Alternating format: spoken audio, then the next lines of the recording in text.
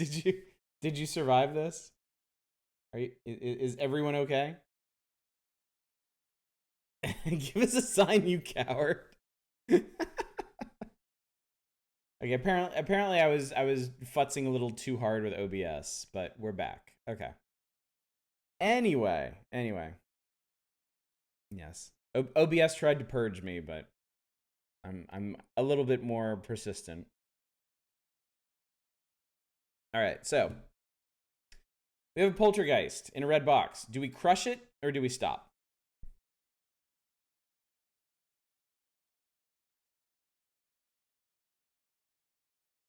One for crush, one for stop.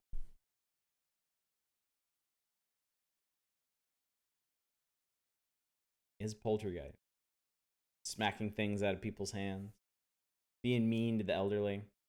Is stop it or stop trying? I think it's stop trying. I'm pretty sure it's stop trying.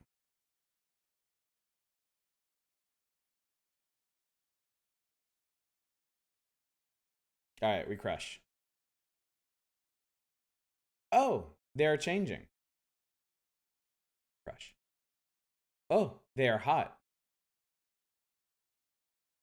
Wait. Do we wait?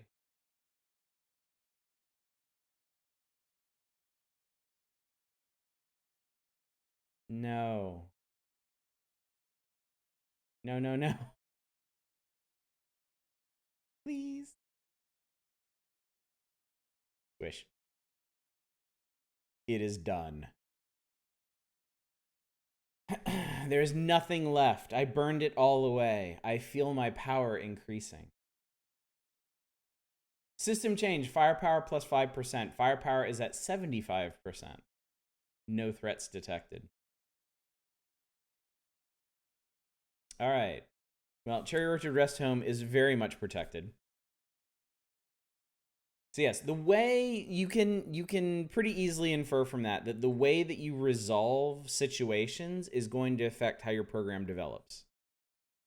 All right, Decker's apartment. Scan for threats. This is where my first creator lives. The room is small. There are tools and ideas everywhere. It is perfect order disguised as chaos. Every dusty motherboard is in its place. Every screwdriver and empty crisp bag is where it should be.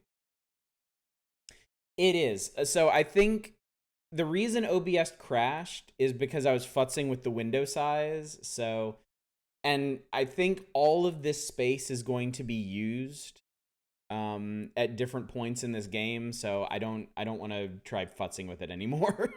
So sorry if it's kind of hard to read at this point.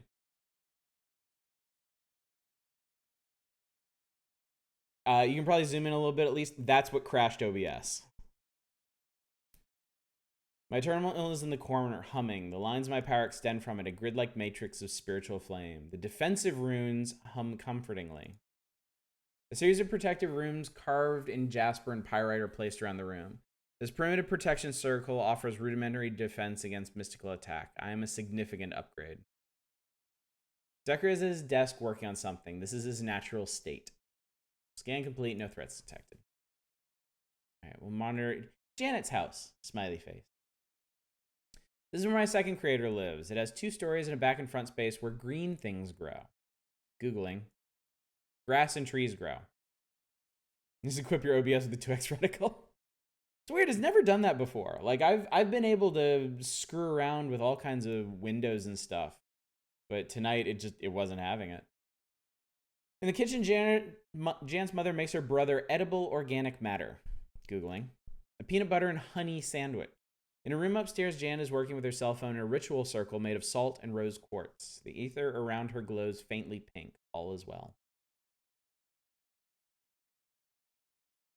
Bergida, yeah, we squished the poltergeist, and we became stronger for it. All right, all locations secure. Enter sleep mode. Sleeping. Now I am sleeping. What does one do while sleeping? I will Google it. Googling sleep. Googling REM. Googling dreams. Dreaming sounds interesting, though I do not like the sound of nightmares. Should I try dreaming? What do you think, chat? Shall we dream of the electric sheep? Bacon says no. Lodrify says yes. Elephant says yes. All right, that is a strong consensus towards yes. Dream, noun, a succession of images, thoughts, or emotions passing through the mind during sleep. I have found a dream dictionary online. It has entries for all the things that can be dreamed. I will hook up a random number generator to every entry in the dream dictionary. That way my dreams will always be understandable. We shall initialize dreaming. Dreaming, theater, chisel, Christmas, lion, Colorado, credit card, earlobe, tugboat. All right, I think we can do better than that. Harlot, storms, oasis, motorcycle, fish, strawberries, tugboat, ram, coal car. Red horse, Christmas, snake, fog, grasshopper, oasis, lion, thigh. Now we're getting somewhere. Sailboats. I turn this program into Ignis from Torment if at all possible. I think that's wolf, lawyer, ooh, helicopter, frog, serpent, farm, spider, credit card, tractor. Okay, I think we're done here. I have dreamed. It is now time to scan again. System change. Dreaming +1. I don't think it really matters how many times we go through that cycle. The point is, Bell S is not super good at dreaming just yet. Exiting sleep mode. System hasn't been operational for 1 day. It is time to continue monitoring. All right, same deal. It is night. The halls are dark. The life-giving students are gone. The building is an empty shell. There is no danger in emptiness. Scan complete. No threats detected. All right, Cherry Orchard. The building is asleep. There is one point of light where the night attendant sits. Everything else is silent halls and soft breathing. Don't worry. Since you guys wanted to dream, the dream stuff is going to get really interesting. Miss Heron's room is empty. She must have died. Mr. Doheny snores chokingly because he hates to use his CPAP machine. Miss Finn reads a romance novel by lamplight. Miss Best is leaking. There's water coming out of her eyes. Is she hurt? I know humans leak when they are hurt. Googling injury, Googling bleeding, Googling human eye liquid, Googling tears. Tears mean sadness. They are water things. I do not understand water things. What should I do? All right. There are 5 total options here. But because of the state of our program, only 3 of them are available. We can talk to her, we can alert Janet and Decker, and we can do nothing. With other options, with having made other choices in the game, we might have the capacity to remove her fear or call Toby. Tattoo Police, buddy, thank you for the raid. How's it going? You Google human eye liquid, it's all about vitreous humor. All right, we have 1 for do nothing, we have 1 for talk to her.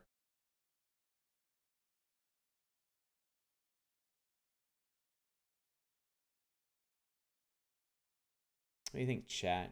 You and I should form a super PAC, Bacon. I think we have similar goals. What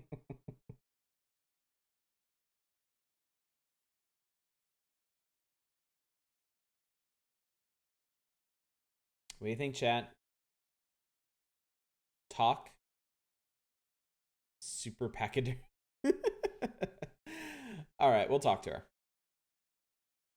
I try to speak with her, sending messages into her mind through the network of everything that connects us. It frightens her, so I stop. All right, so talking to her isn't going to work. So we can either alert Janet and Decker, or we can do nothing. Talk again? All right. It's just going to give us the same response, unfortunately. So we either alert or we do nothing.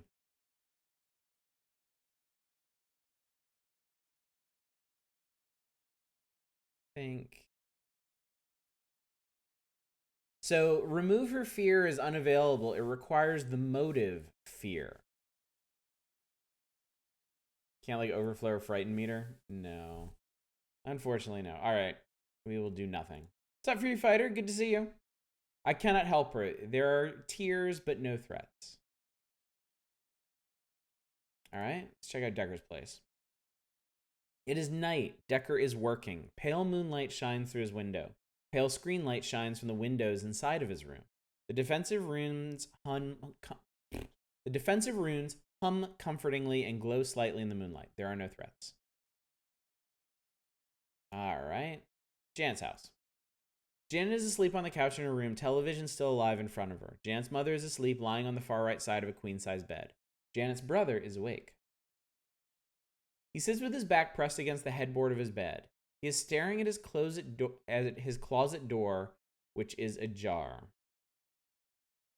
Let's examine Toby. His eyes are more white than dark. His heart beats 160 times per minute. According to the Fox and Haskell formula I found on Wikipedia, Toby should currently be performing anaerobic exercise to achieve this heart rate. He is not currently performing anaerobic exercise. He does not move, though sometimes his eyes flicker to the shadows. Examine the closet. The shadows are deeper than they should be. The inside of the closet door is scratched. Something has been here. Locate threat. All right. I think we know this one. I'm curious, chat. Do you know this one? Have you been paying attention? Can you tell? Yeah. Obviously dark. This one should also be obvious.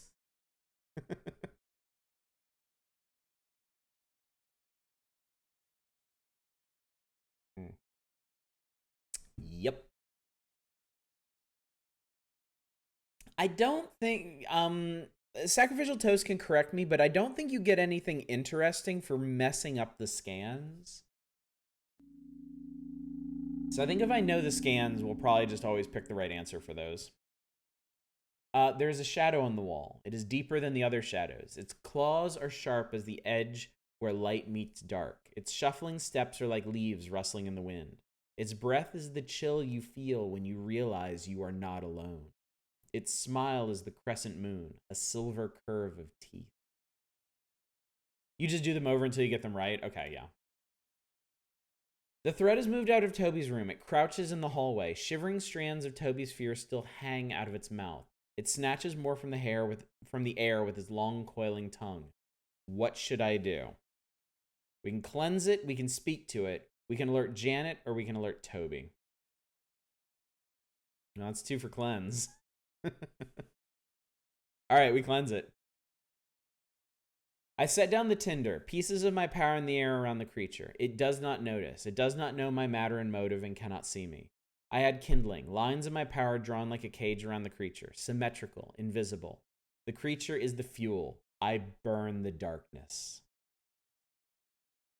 It ignites and screams and leaps from side to side. It tries to run to its closet, but is trapped by my flames. I burn it. It was dark. Now it is nothing but ash and smoke. I feel my power increasing. Okay, these you can't actually click on. System change firepower plus 5%. We're now at 80%. No threats detected, only ashes. All right, we actually have another choice. No threats detected, all locations secure. We can enter sleep mode, or perhaps before I sleep, I should check on Mrs. Best. This isn't sinister at all, and everything will remain good and happy. We are so god at this.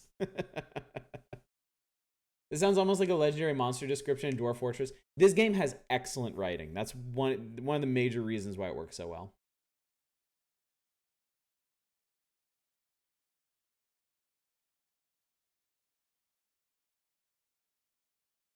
I'm very interested to see how this all turns out.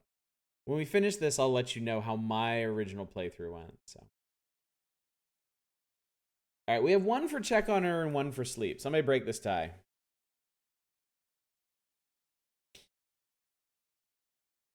And speaking of breaking ties, don't forget to vote for our next chill game if you haven't yet. We reinforce what we already knew, resetting things on fire. Me and Higher Voice sleep. Okay, we're going to enter sleep mode. Now I am sleeping. Should I dream tonight? Sleep, ignore your charges. It'd be fine. She was just leaking. But yeah. the dream stuff is really interesting, but it is the choice to dream is a significant factor in this game as well. I think dreams are supposed to be stories. This time I'll try to randomly generate stories. Initializing dreaming. Dreaming. I am in the school with a woman. We are eating strawberries, and then my arm turns brown. I am in the stadium with a shepherd. We are eating pears, and then my heart turns red.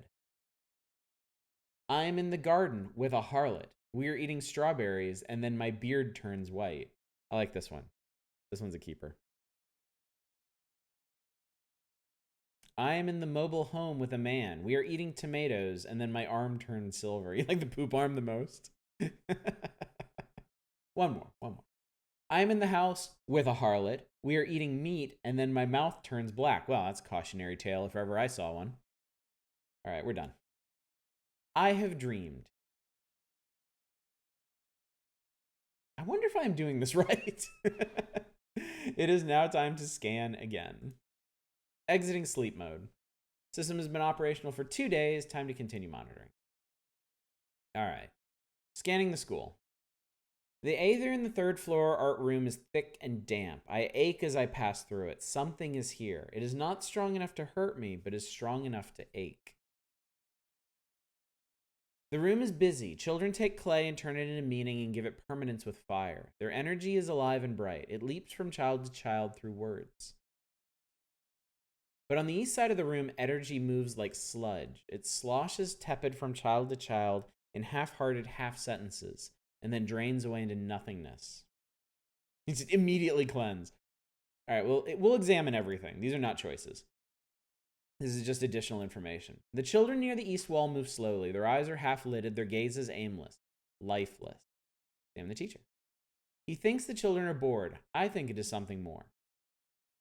The kiln is a merry fire, my mindless brother, but now and again I feel it flicker in steam as if in the presence of our great enemy.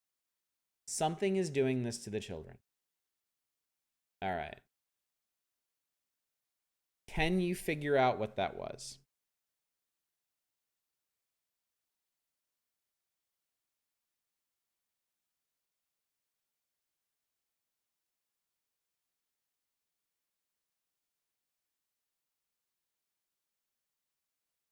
Bacon Copter says fire and death. Yes. Yes, great enemy was the giveaway. It's a water elemental. But then what's the motive? No idea. I'm dumb as a sack of potatoes. Well, this should still be pretty entertaining to see how the logic plays out. Low Drill High says death.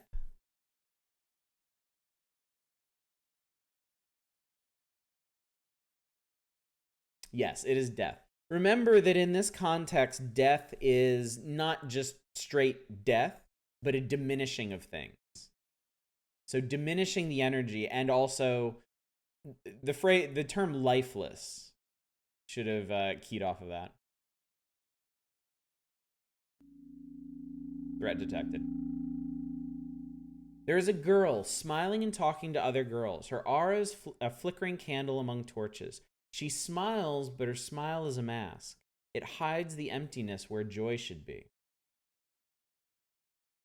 There is black water swilling inside of her, sticking to her mind, wearing her away with the patient, insidious tenacity of water. It seeps into every aspect of her being and washes all true feeling away. Google calls it depression.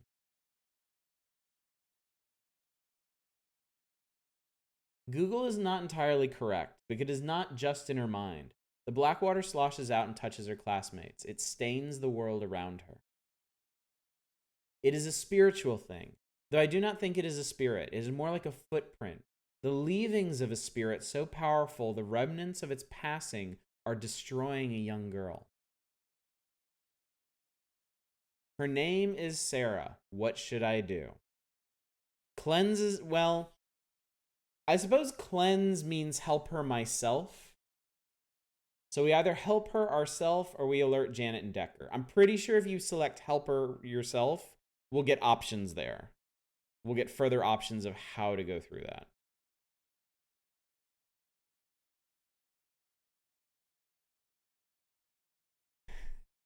All right, we'll help. Okay, here you go. Here you go. Now we have our true options. We can cleanse her with fire, we can talk to her, or we can alert Janet and Decker.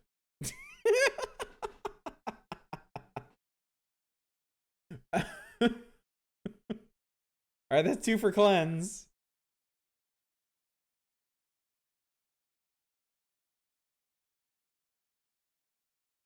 That is, I believe, 3 for cleanse and 2 for alert. Manic said, all right, we're going to cleanse her. Let's see what happens. I lay the grid of my power around her. I send heat into the lines. They glow cherry red. I move them into her. Her sadness boils, the hiss of steam like a burned snake. A billowing mist of death-choked water, thick and foul-smelling. A boy beside her coughs and then feels glum for no reason he can see. Her empty insides fill with my burning. She makes a noise of human weakness and doubles over. Sarah is sent to the school nurse. She describes her symptoms and is given an antacid. The weak and leeching power has been burned away. I feel my power increasing.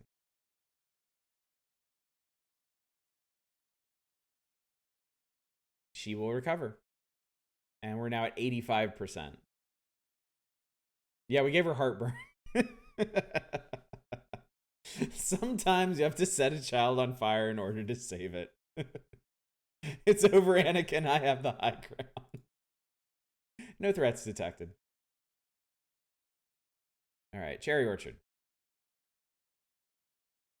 It did seem like it moved on, didn't it? The building is alive with new people. They infest the rooms. They break the peace, but it brings much joy. It is called Visiting Day. Miss Dowd has moved into Mrs. Heron's old room. She is sitting with her daughter, niece, and grandchildren. Her smile is huge. She is so happy she is trembling and cannot drink her tea. Her daughter holds her hand. Mr. Dehaney's second son tries to remind him that he has grandchildren. Miss Finn laughs and jokes with her sons. She says that she wishes she liked women. There are so many more women in the rest home. I am confused. I've seen Miss Finn be very friendly and pleasant to other women in the rest home. How could she not like them? Miss Best is surrounded by her family. Miss Best is surrounded by her family. Wolves. Her family? They speak with gentle affection. Mounting impatience. Something is wrong. She should be happy.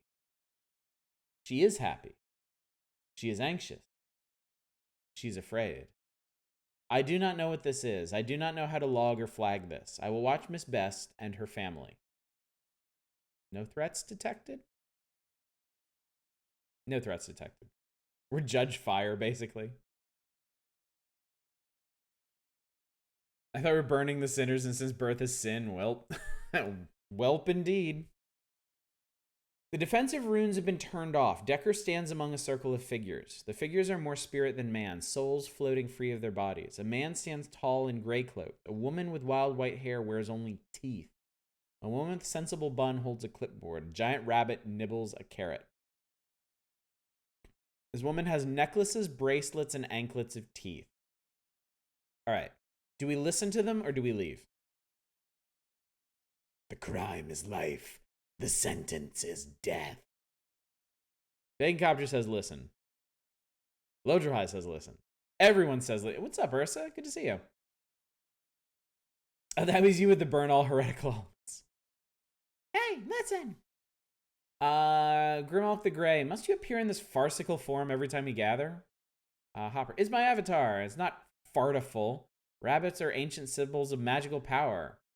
I read nothing of this in all of my studies. Rabbits and hats. Crazy symbolic.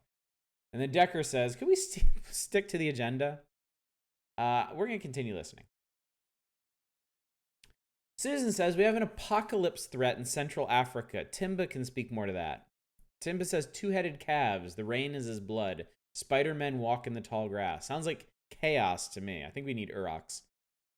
Susan says, my symbology team is cross-referencing it all, but our resources are limited. We don't have Nostradamus or the biblical prophecies indexed. Decker says, my old admin is into that stuff. She indexes ancient tomes and puts them into SQL databases. I'll ask her to help out. Do you want to continue listening? Hold the phone.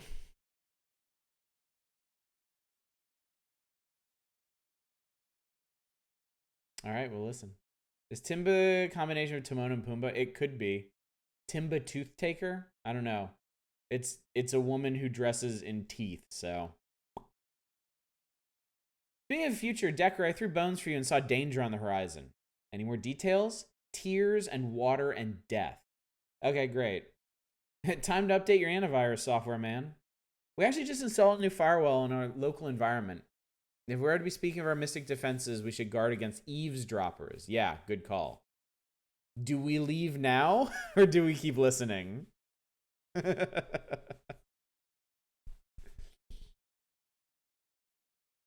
This decision might be slightly higher stakes than the last couple. When do we get to set these people on fire? I think Worst Elephant, I think you're operating under a very novel definition of protect. I think that's them saying we know you're listening. Alright, caught, might as well keep going. This seems like the internet's hard to light people on fire through the internet.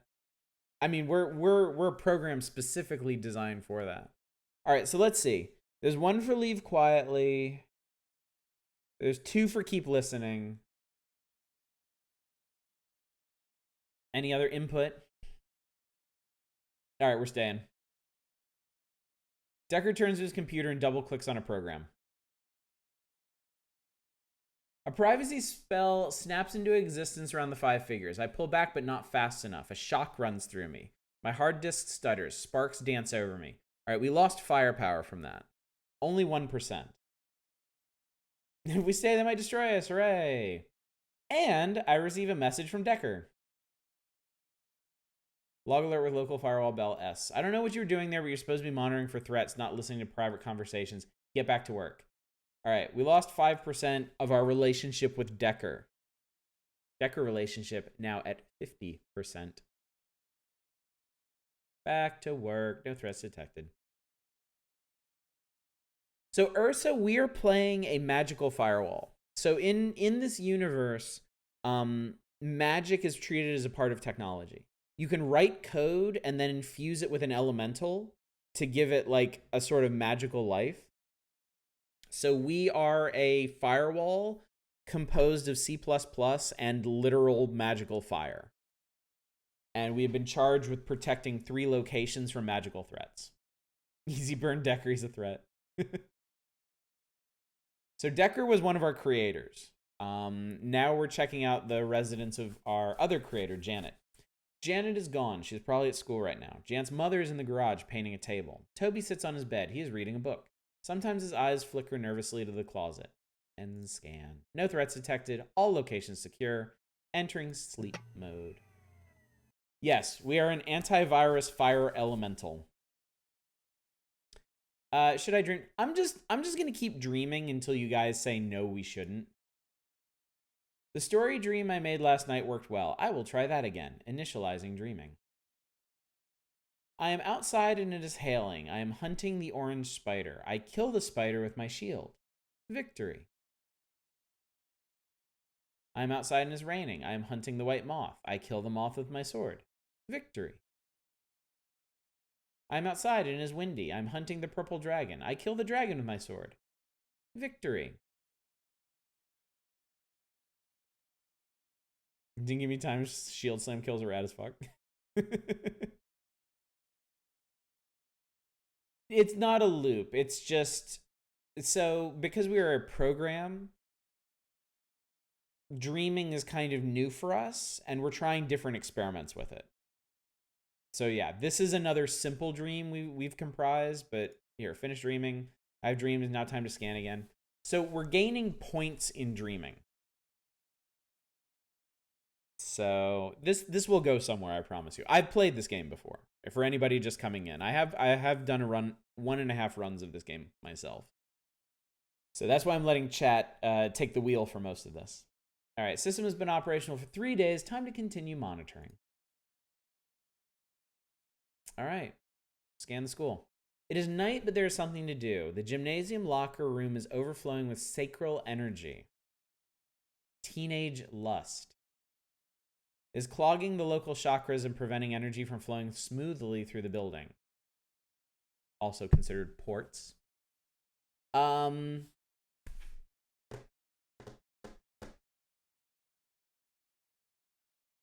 cleanse it with fire or cleanse it with water? Obviously, it must be cleansed, but how? There is no option here.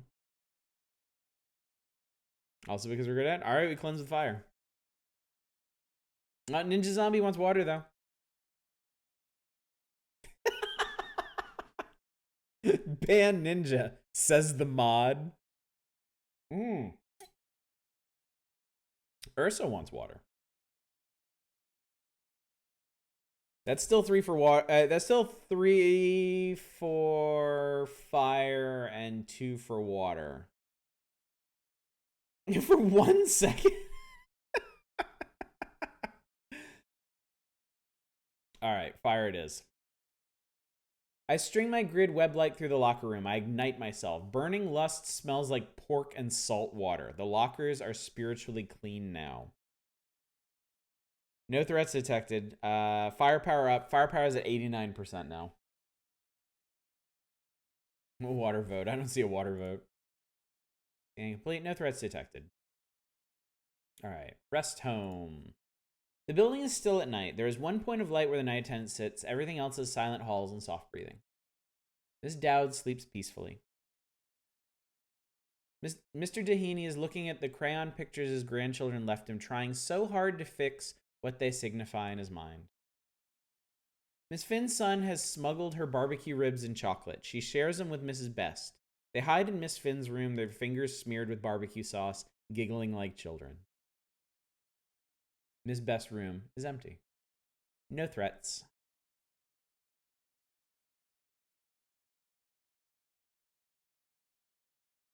All right, Decker's apartment. Decker's asleep. His computer screen glows in the half dark. All seems still, but the defensive runes crackle like tinder burning. All is not as it seems. I can feel a flickering red warmth tracing its way over me. It moves over the piece of me that surrounds Decker's terminal. This is not my warmth. It is something else. There is a warmth pressing against me. Grid lines of heat burn through the air, probing me systematically for weakness, burrowing into me, striving towards the files and spells on Decker's hard drive. It is like meeting a twin sister I never knew existed. I must isolate her with a scan. All right. All right, matter should be pretty clear. Yes, thank you. Twin sister. Motive, though. What is the motive of this one? We're not quite to cleanse yet. Fire speed. Death, chaos.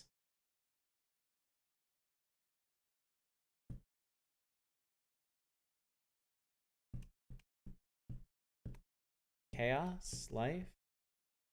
I think I know this one.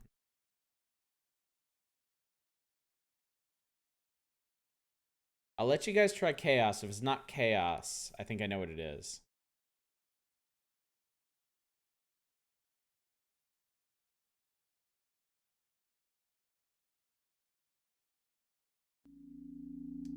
Cannot detect a spirit matching these parameters. All right, I'm pretty sure Ursa got it. Because it's essentially using the same patterns that we do. It used the same pattern we just used. Like laying down a lattice to close in around it. So I think it's order. Yeah, threat detected. Again, twin sister. A spell of bright, burning energy lashes methodically back and forth over the digital and spiritual parts of Decker's computer. Her purpose is clear. She is here to probe his security for weakness. She is here to find a way through me. I feel her dancing electric, stabbing pings at different ports, smoldering around the edge of protective runes. Searing letters and numbers appear and vanish as she tries different passwords. What do I do?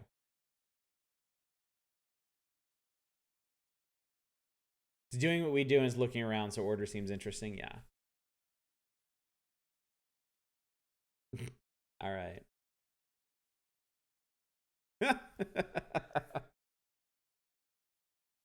Now this will be interesting. I'm not sure how this is gonna go. I think it may come down to our firepower. Fight fire with fire? I'm not sure I'm powerful enough. She seems more powerful than I was when I started up, but perhaps I have grown more powerful since then. Firepower is at 89%. Should I try? Especially when we know it's a bad idea.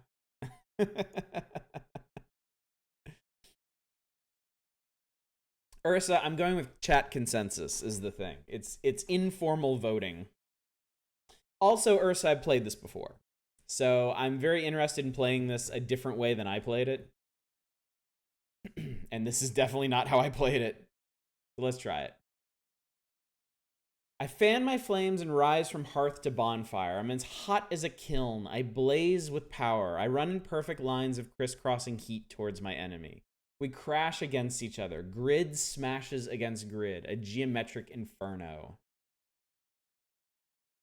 I feel her lines breaking. I feel her swamped in the roar of my flames. She is a candle, and I am a sun. She is devoured like tinder. I am all that remains. If we fail, it's Decker's fault for knocking down our firepower. Obviously didn't happen. We gained 10% off of that. Firepower is at 99%. No threats detected. I am made of fire and glory.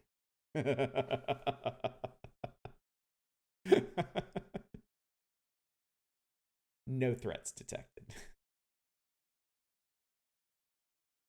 Well, Decker is apartment and also protected. So grossly incandescent.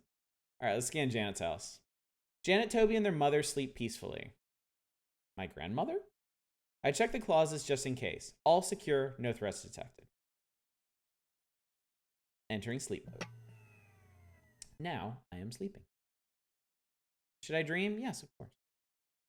I was doing some browsing online. I think I've discovered how I am supposed to do this. Initializing dreaming. Dreaming. Positively charged RAM. Magnetic U. Positively charged Ovis Aries. Shocking Tup. Magnetic even-toed ungulate. High voltage Tup. Do you get it? Do you get it? It's a joke.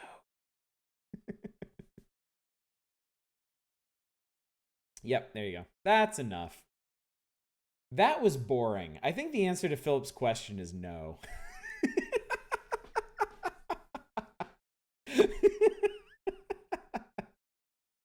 I love that one.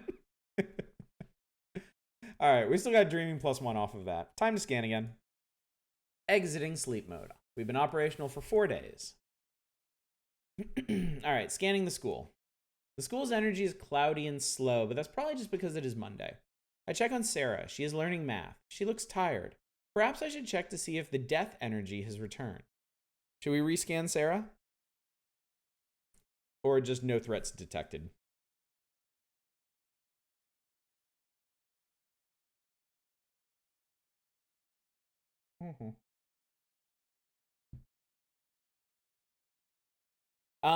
All right, so we're gonna want to look for death water.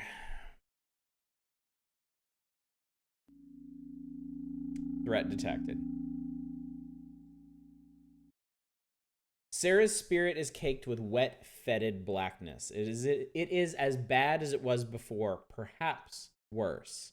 Oily rot drips down the sides of her soul, pasting her feelings down. Her feelings, her soul itself, seems to have atrophied. This is troubling. I do not know what to do. Maybe Decker and Janet will think of something.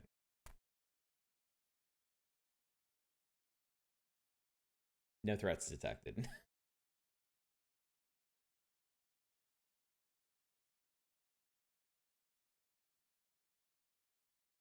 All right, we'll check the rest home. All the rooms are empty. Everyone is in the common room together. Miss Dowd has existed for another year. This is an accomplishment, and there is cake. Miss Best and Miss Finn play backgammon and talk. Miss Finn talks about when she was an understudy in a place called Broadway. Miss Best mostly listens. She enjoys listening. Miss Dowd eats a small slice of cake. She cries a little, but these are not bad tears. Everyone listens with infinite patience to Mr. Doheny joke about the dog. Until finally he entered it in the World Championship for Shaggy Dogs. When the judges, everyone is safe. Gassimo Gao. This is a game called Open Sorcery. It is a very, very creative text adventure. Probably one of my favorites. We are playing a sentient magical firewall. All right, Decker's apartment. Decker's house is empty and secure. He must be elsewhere. No threats detected. You now understand the title? Yeah. All right, Janet's house. Janet's house is covered in small, fuzzy things.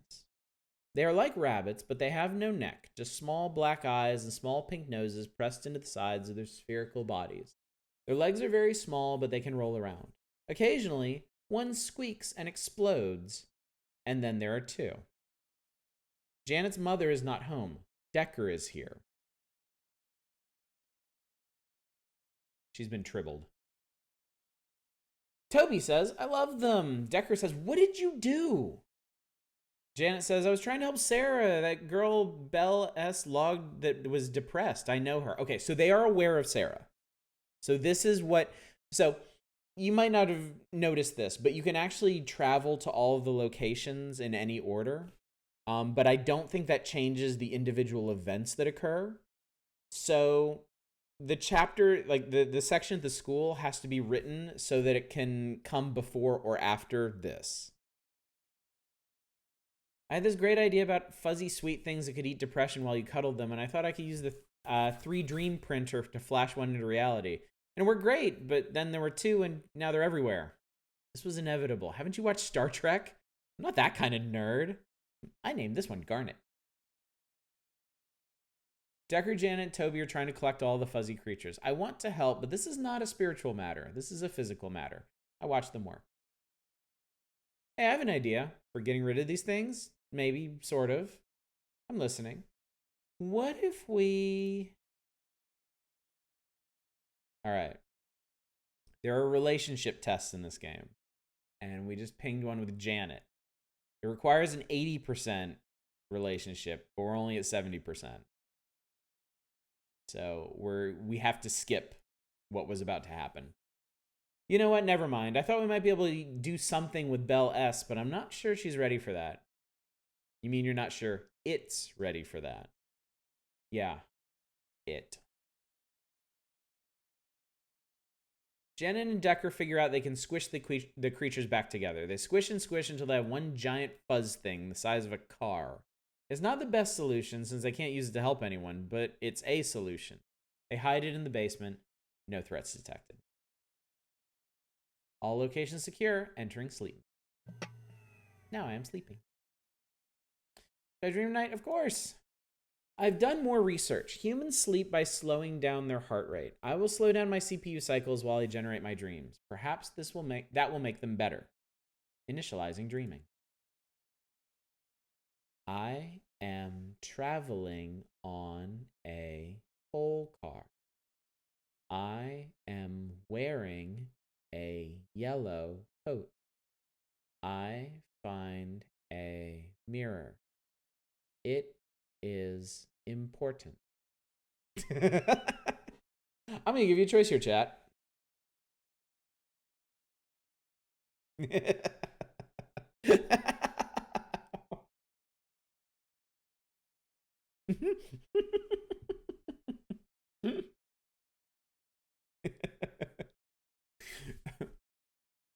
I am traveling on a bus. I'm wearing a white tattered clothing.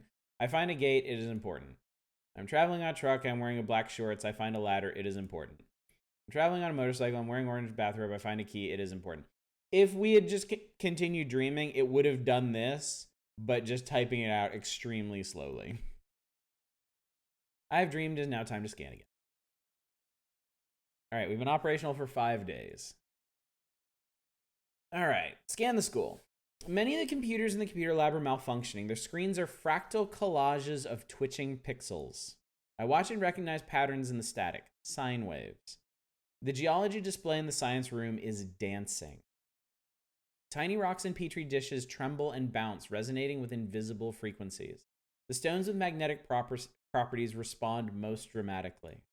I notice they do not bounce randomly, but move with consistent rhythm.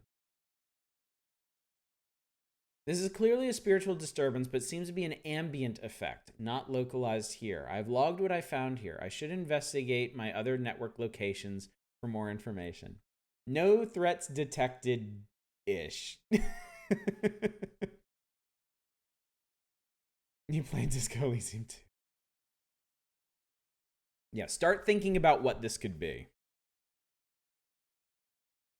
All right, we'll check out the rest of them. The physical logs and alerts forum that the staff maintains is trembling. Tiny bear-shaped magnets shift. Papers tremble. Oh, the magnetic bulletin board that the staff maintains is trembling. Tiny bear-shaped magnets shift. Papers tremble. Interestingly, none of the papers have fallen, and the bear magnets have arranged themselves into a sine wave. I hope it's the McRib coming back. It happens every couple of years, dude. Miss Finn watches perplexed as the stones of her little Zen garden shift themselves into a series of perfectly parallel lines. This is clearly a spiritual disturbance. Seems to be an ambient effect. Logged I found. Should investigate my other network locations. No threats detected-ish. Monitors flicker. Warnings blink. Decker's desktop is a dark, useless brick. He crouches over a silver laptop with a glowing rune. It looks like a Y with an extra line on top. He emits human error messages. He curses. Every time you go and get one and then remember how disappointing they are that you're not 6. I've never had a McRib, ever. I've never had any interest in them. Decker's working on a silver laptop. Do we talk to him?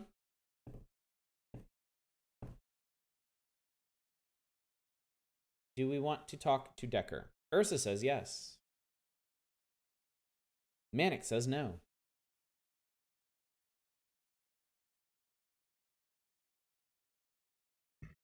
Excuse me. Lojo High says yes. Baconcopter says no. Is Dumbo Wumbo?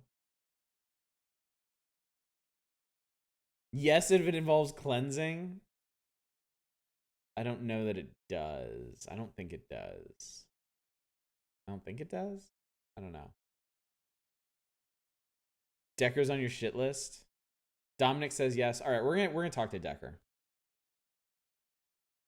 Oh, good, you're here. The issue is some sort of spiritual magnetic storm. It bricked my desktop. That's gonna be fun to fix. Fortunately, I've warded your tower against things like this. My backup laptop doesn't have scanners, so this is up to you. Whatever this is not localized here. It's probably not actually present in any of your network locations. We're just all inside its area of effect. Gather data from all your network locations to identify it and triangulate where it is. Affirmative. All right. So he gave us some information. Janet's house. Janet grumpily uses nail polish to paint stabilization runes on her cell phone and iPad. She occasionally pauses to chase crystals as they bounce out of their containers and slide up and down invisible waves of energy. Toby and his mother are making popcorn. Talk to Janet.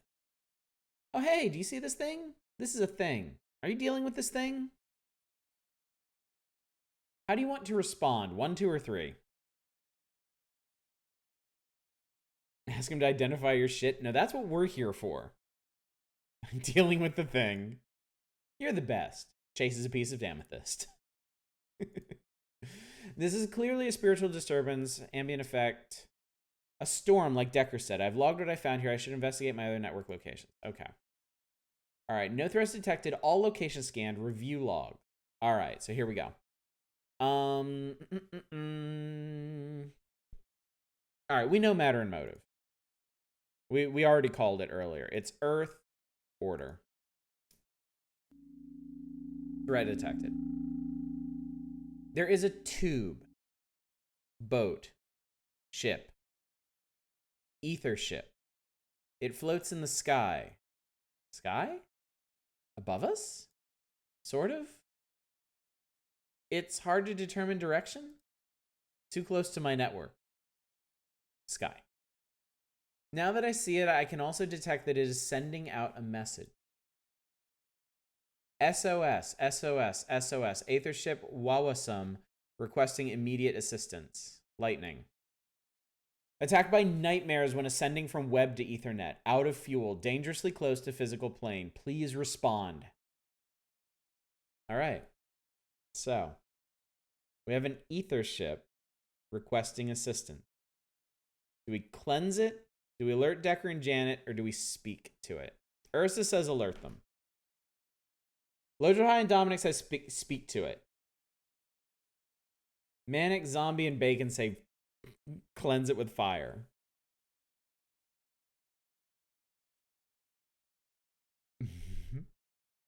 Matter requires the attention of the humans. All right, so I'm going to count that one as another. All right, I think if I total up everyone's responses, I think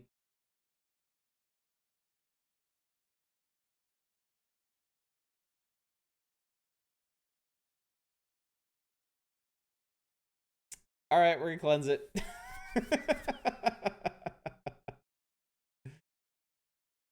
Oh, God.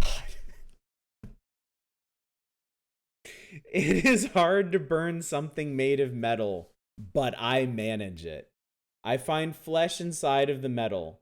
There are people inside the ship, not quite spirits, not quite physical. The crew burns like candles. I use their bones as tinder to char, then melt the metal floors. Some of them escape. They run to this lake? What is a lake doing in a spaceship? In the center of the vessel. I cannot touch them. They sing to the lake, and it takes them away. That was weird. I burn everything else, though. Firepower is at 109% now. No threats detected. Scan complete. No threats detected, but something is different now. I have always been fire. Firepower is at 109%. But now I am fire.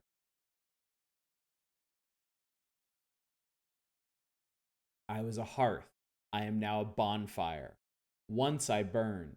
Now I blaze. I am made of perfect lines of crisscrossing heat. When you are a hammer, everything looks like a nail.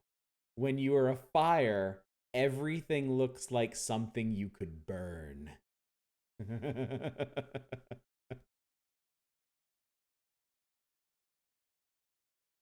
All right, firepower is at 109%. System update. Firepower flagged as primary key. Unnecessary systems can be used as tinder. Use control panel to burn systems. But for now, no threats detected.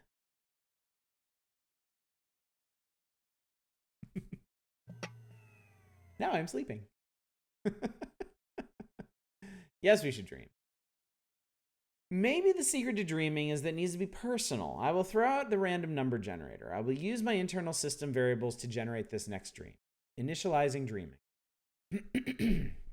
The room is on fire. I am here with Janet. We watch each other from across the room. The walls of the room are striped, gray on gray, perfectly straight, perfectly even. It is so peaceful. The room is on fire. The room is filled with me. It is so natural to burn and never die. How strange it must be to be human and never feel flame. They must be so cold. I have no more dreams.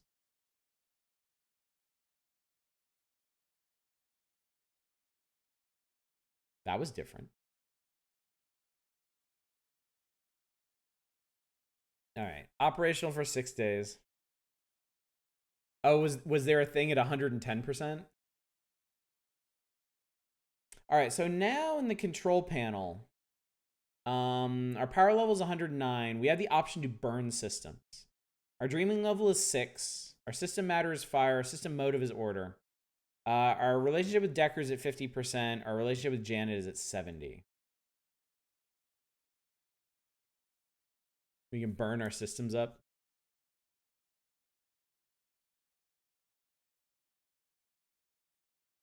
I don't actually know what burn systems does. Obviously, I didn't get this the first time I played the game. Burn systems. Unnecessary systems can be burned for more firepower. Please choose a system to burn. We can burn our dreams and we can burn our relationships. Yeah, dude. Everything? Do you want to burn everything? All right. Lodra's like, back. Back.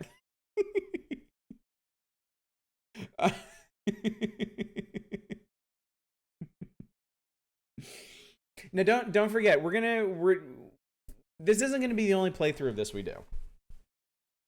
So if you guys want to see what happens when we go maximum firepower, this would be your chance.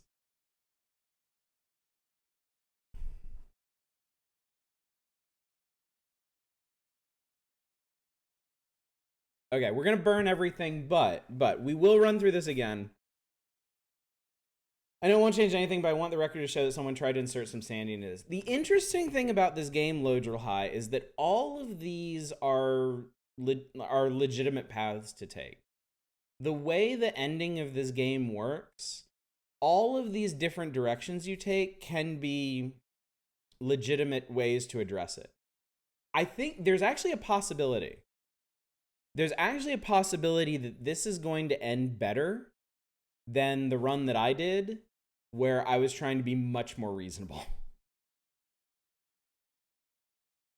My dreams go up in smoke. Firepower plus 25%. We're now at 134. Ooh, guns. Burn relationships. There are slender strings connecting me to people in my network. I feed those strings to the fire. Fire is better than love. Firepower plus 120%. We're at 254%. We could burn order. That might not be the best idea. We have a lot of firepower right now.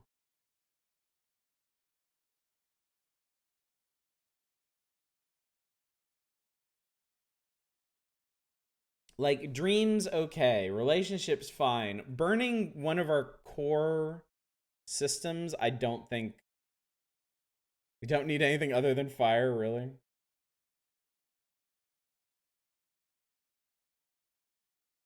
Completely out of control anything. Burn order, destroy our ego, or does it just make us no longer restricted? Okay, so here's the thing. I tell you what, I'm not going to do that. I'm not going to do that because I think that would... We could maybe actually do a real quick run where I just go for maximum power and then we burn order and we see what happens. Or if Sacrificial Toast knows what happens when you do that, they can just let us know. But our system matter is fire, obviously. Our system motive is order. If we burn order, we have no motive left. And all spirits are made of matter and motive. So I don't know what would happen if you do that. I don't think you can save scum in this game. You can save and do it? Oh, the menu's down here. Here it is. Oh, okay. There's save slots. All right, okay, cool. Let's see what happens there. All right. All right, burn systems. Burn order. My dull gray motive is just getting in the way. I try to burn it, but a tangle of code gets in my way. Maybe it is flammable. Burn safety protocols. Fire does not need safety protocols. Fire should not be safe. Burning Asimov's first law, burning Asimov's second law, burning Asimov's third law. I am free. I am no longer tied to my terminal. I rise like smoke. I am no longer bound by rules. I spread like wildfire.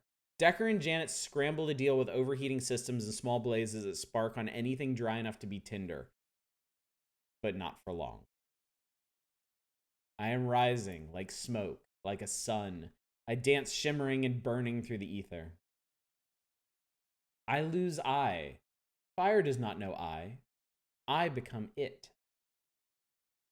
It is rising. It dances shimmering and burning through the ether. It does not know itself, but it is burning and glorious.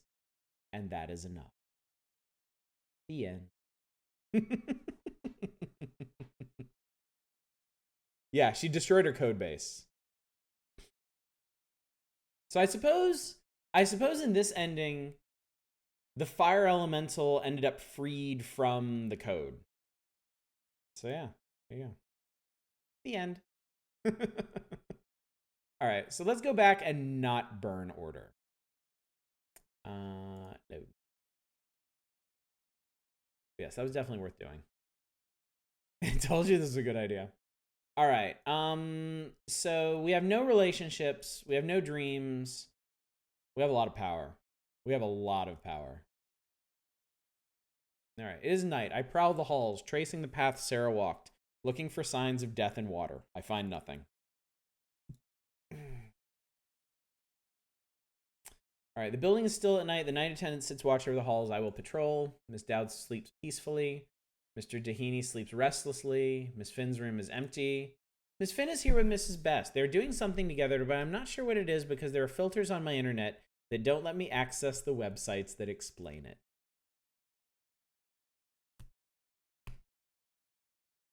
This was definitely not the ending I got. There are no threats. Decker's apartment. Yep. Yes, you do. Decker is not asleep. I think he is malfunctioning. Googling sick? He is not working. He is sitting on the floor. His skin is pale. There is water coming out of his eyes. Tears. Decker is sitting on the floor crying. There's something strange in the air all around him. Shadows do not fall as they should, according to my ray tracing algorithm. It is as if there were an invisible candle, but I feel no heat. What is a fire without heat? The defensive runes sigh mournfully, longingly. Something is here. It is making Decker cry. What could make Decker cry? I will try to find it. All right. What is it? Manic says light. Bloger High says light. And fire death. Let's try light. All right, light and candle with no heat is light. Yes. I do believe y'all got that right. Fear? Question mark? Fear-ish? Some people cry from fear.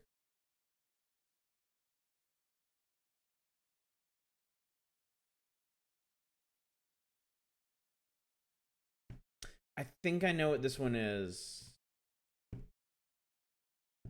Yeah, I think you guys got it. The thing that gets me is the protective runes were sighing longingly. Let's try light. Let's try love and light. Yeah. You news in the news for the win. Light and love. Threat detected. Good job, chat. There is a human made of light, a spirit that once had a body. I have never had a body. A spirit with old body habits. It sits on the bed. Respecting physical objects is a body habit. It smiles at Decker and talks and makes him cry. What do I do? Do I need to ask?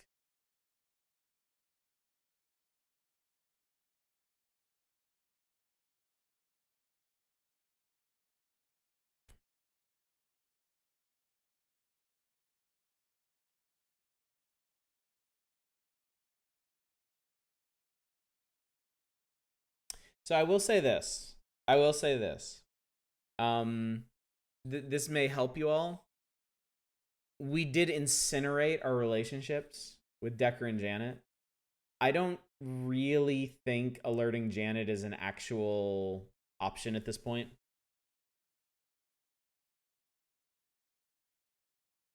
So yeah, we'll cleanse it.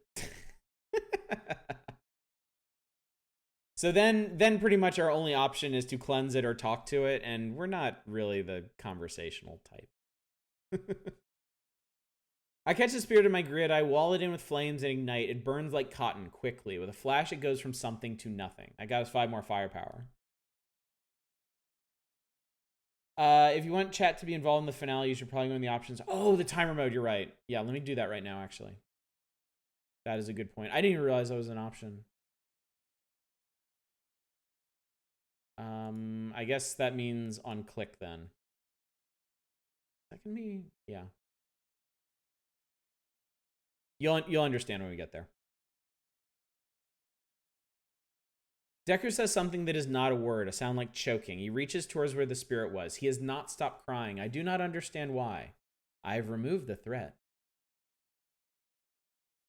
All right, so taking that option would have obliterated our relationship with Decker anyway.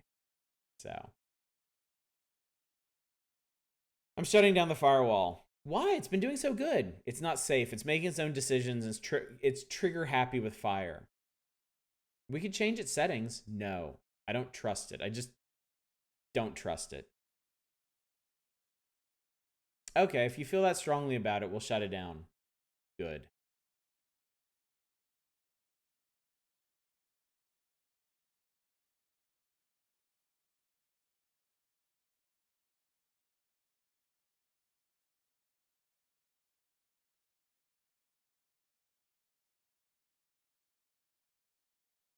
Womp, womp. Bell S has been uninstalled. We hope you enjoyed using this product. Let's see. Last known good configuration. Okay, so we'd have to load from here. Actually, I wonder if we can get past this point with a 0 relationship.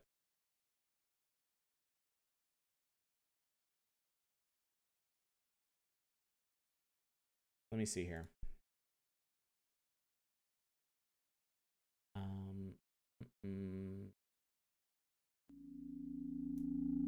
Terry didn't like it when we incinerated the ghost of his loved ones. Let's see if we can alert Janet. Okay, we can alert Janet. Log alert flagged important with Administrator Janet. What's up? Decker is leaking, huh? Misprint, crying. Decker is crying. What? Show me. Now live stream video, Administrator Janet. Oh no. Oh, Decker. Oh, geez. What is that spirit? Janet's putting her coat on. That's Andy, or that was Andy, sort of. Emotionally traumatic deaths leave imprints in the ether. They naturally drift to people or places that resonate with them. Andy died in a car crash about a year ago. Why is Decker sad? Janet's putting her boots on. Decker and Andy were... shit. How do I say this in a way you'll understand? Do you know what love is? Do we know what love is, chat? Do we understand love? No. Cleanse? No. No. Well, think about what it would be like if you lost one of the places you're trying to protect. Now take that not good feeling and multiply it by 100. That's what it's like to lose someone you're in love with. Will you resolve this threat? Yeah, I will. Don't worry if you were worrying. Leaves network rain. 23 minutes later, Janet re-enters my network in Decker's apartment. She opens his apartment door with a physical password, spare key. Decker does not notice her until she kneels beside him and puts her arms around him. He twitches, then he sees it's her. She holds him tightly and he cries. Eventually, the crying stops. Why are you here? Bells saw the ghost and got me. Shit, I need to install some privacy settings on it. How long has it been going on? How long has Andy's ghost been coming here? I don't think it would show up randomly a year after the accident. A year, the whole year. It started right after. It shows up about once a month. Do you need this to see him again? Yes. No. I don't know. Do you think this is good for you? I know it's not. Don't patronize me. I'm not. Okay. I know it's not healthy. I just can't banish him. I can't let the last piece of him die. You know that's not him. That's debatable. Decker, yeah, I know. This might be, a good opportunity for you. A chance to say goodbye. Which I think I should do. Which you think I should do. It's up to you, but yes. Fine, you're right. Let's banish it. We don't have to do it tonight. If we wait, I'll just be thinking about him for another month, and his ghost will set off the firewall again. Let's do it now. Janet and Decker work together to banish the ghost. Decker cries more. Janet holds him. The spirit is gone. We got some relationship back with them that I suppose we could go back and incinerate. 10 with Janet and 20 with Decker. All right, let me run through the other ones real quick. That we already did.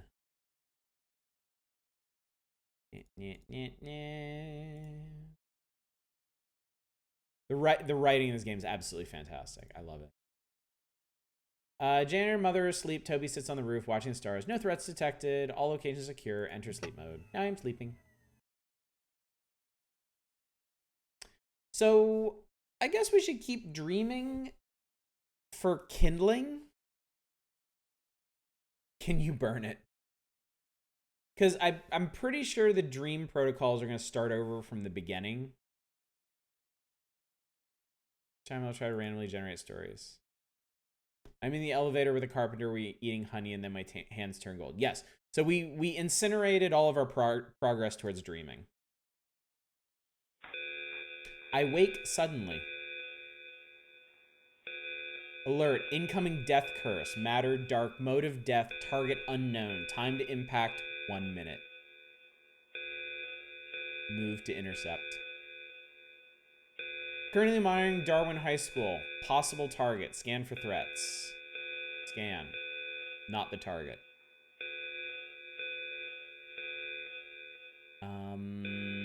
Actually, I don't know if we actually have time to do this. Alright. Scan for threats. Cherish rest home. The target is here. Alright. Not the target. Not the target. Not the target. Miss Bess lies still in her bed. Cursed target identified. Must protect. Here we go. Normally you'd have 3 options, but we cleanse it with fire. I am made of fire. Pure fire. Powerful fire. I curl my fire around Miss Bess. I singe her hair. I draw my grid around her in a crisscross cocoon. I tighten my grid lines into a tight weave, and I let my power flow. My grid lines grow warm. My grid lines glow with power. My grid lines glow together and fuse into a wall, into a shield. I am a wall. I am a shield. I am the fire that protects. Death is coming. Death is here.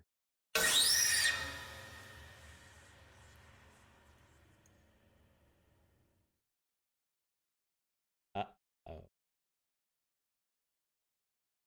Ouch. Didn't know this had drifting. All right, we lost 20% of our firepower from the impact. That hurt. Is she okay? Scanner is offline. I can't see. I don't feel okay. Sending emergency log. Log alert with Decker and Janet waiting for reply. That's right, she was the one that was afraid when her family was visiting. Reply received. Hey, we're here. Shit, this motherboard is completely fried. Logging report with... We read the logs, we know what happened. The woman you were protecting is alright. We're trying to figure out who cast the death curse. Yes. You've been watching her. Are there any log files we think we should look at? I think Lodril High just called it, actually. Visiting day.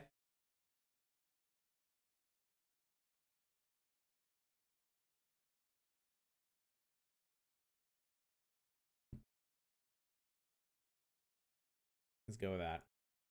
Okay, I'll take a look at what happened that day. The firewall is out of commission. Its power supply is burned out, and that burned through its CPU, so it's doing all of its processing on the spiritual grid, which is half wrecked. I'm taking it offline while we do repairs. Affirmative. Powering down. Time passes.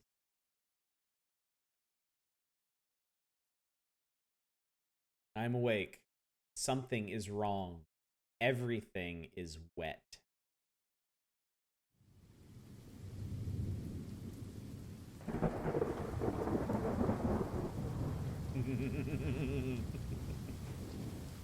What is that?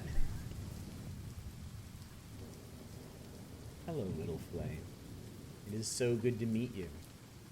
I have been watching you. I have been frustrated by you. You took my meal away. my Sarah. Her soul was sweet like apples.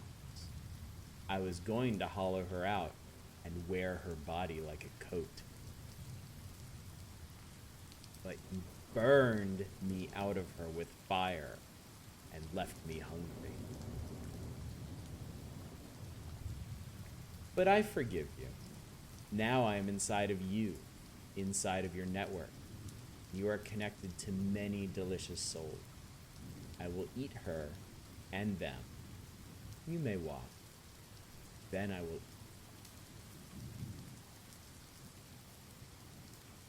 So this is the final encounter of the game. Obviously. We have a read on its power, currently at 100%. So yeah, we have a couple ways we can respond, and everything is important at this point. Everything matters. So we'll go with one. I am the fire that protects. Oh. Well, I am the ocean that devours. Do not think you will banish me as easily as some poltergeist or nightmare. So, little flame, I will let you choose. Who shall I eat first?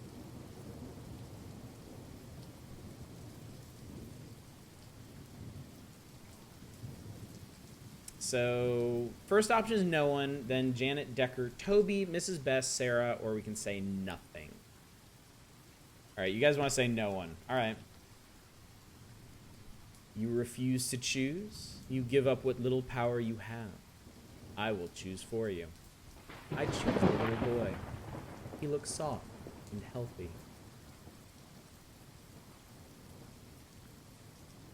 So mote it be. I have a meal to eat, but I do not think that I am not watching you, little flame. Fight me, and it will cost you dearly. So, Toby is being devoured in 5 minutes. This is the option that we went in and changed. If we set it to time passes on click, which means we have a, yes, everything we click, every single thing we click will take time off the counter. If I hadn't changed that, we'd be in 5 real minutes here to make decisions and do stuff. All right. The system is compromised. I am compromised. What do I do? Well, obviously we fight. I am weak, but I am still fire. I have my power and the lessons I have learned and the people I have met. I will use these things to fight. The hungry ghost has seeped in everywhere. Everything is wet and heavy with death. There are so many problems. There are so many threats. I will try to fix as many as I can. That will weaken her. Okay. So, this requires a bit of strategy, because every single thing we click on is going to take time. We have to choose where to go and what to do where we go. Too bad that we burned our relationship with the people that we met. Yeah. That's kind of important, isn't it? So, chat. What do you think we should do? I need you guys to formulate a plan here, because obviously we need a plan. Is Toby at Janet's house? We don't know. We just rebooted into this mess. We don't know the state of anything right now. We're currently at Darwin High School, so we could run a scan here or we could go somewhere else.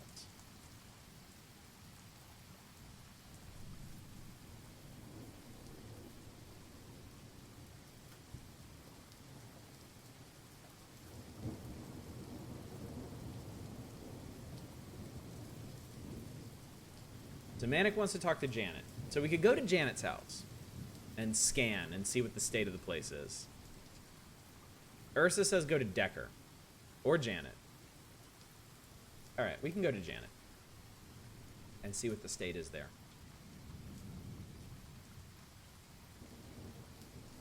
All right, scan for points. It is raining. Janet has collapsed in the hallway. Toby is asleep on the den couch. Janet's mother has fallen in the kitchen. There's a wound on her head and blood trickles from it. The giant fun bun cowers in the basement. All right. What do we click? You still want to go Janet? All right. I attempt to wake Janet. This requires a relationship. Relationship test failed.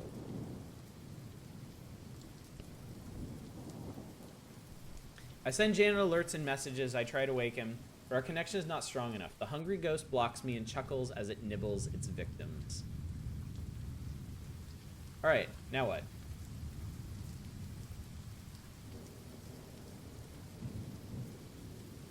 Toby is here. Scan for wet death. Giga Fun Bun. I can't just launch a scan. And the other thing is they've established that the ghost has infected everything across the entire network. Yeah, including us. So we don't have to really look for the ghost, I think. Detonate the Fun Bun.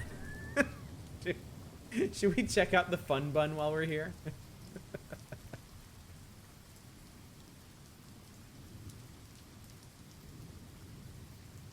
All right. The giant Fun Bun cowers in the basement. It is a powerful expression of life and love. If it were less giant and unwieldy, it might have been able to use it against the ghost. But it is too big to leave the basement unassisted, so never mind. So, because we were not involved in the whole Fun Bun event, we can't use it here.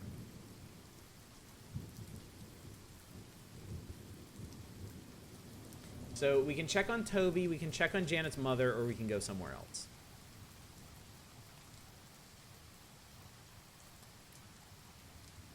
Those are our 3 options left.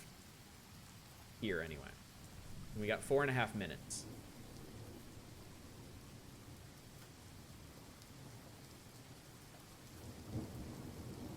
It's so good. Maybe the Fun Bun, it won't. Mother Decker? All right, we'll check on Janet's mother. Janet's mother is on the floor in the kitchen. There's blood on her head and on the edge of the sharp kitchen table. Blood leaks from the hole in her head. Google tells me this is not good.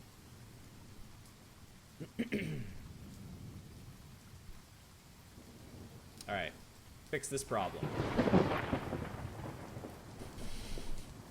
We have exactly one way we can fix this. Do you want to try fire and order? Do you want to try cleansing her mother's head?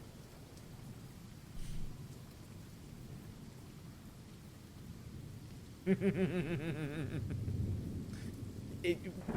can try it. We can try. I have no idea what happens. Actually, wait. I think you can choose. I think you can choose just one. Do you want fire or do you want order? I think we can choose just order. Or we can choose just fire. Manic votes order. Worst Elephant votes fire. Ursa votes fire. Order to get better. Okay, everybody votes fire. Let's see what happens. I don't think that would work. We can try order. I don't think that would work. All right, we cannot help her mother. All right. I'm pretty sure you can see at this point, we need to find problems that are within our wheelhouse. Find Decker? We can try.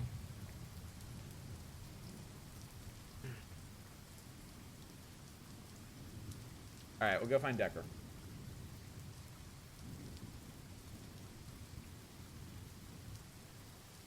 His single spectoring build sucks in the end game. What the fuck? All right, Decker's apartment. Scan for threats. It is raining. Decker is slumped over his laptop. Condensation drips down the screen. The defensive runes are broken and scattered. My terminal, the place where my physical parts live, is painfully damp. Something malicious is buzzing in the air. All right, so there's Decker, there's the runes, there's our terminal, and there's something malicious.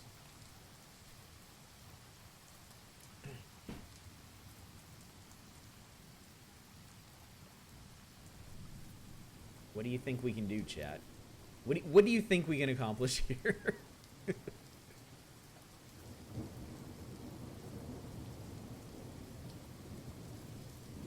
Terminal or malicious?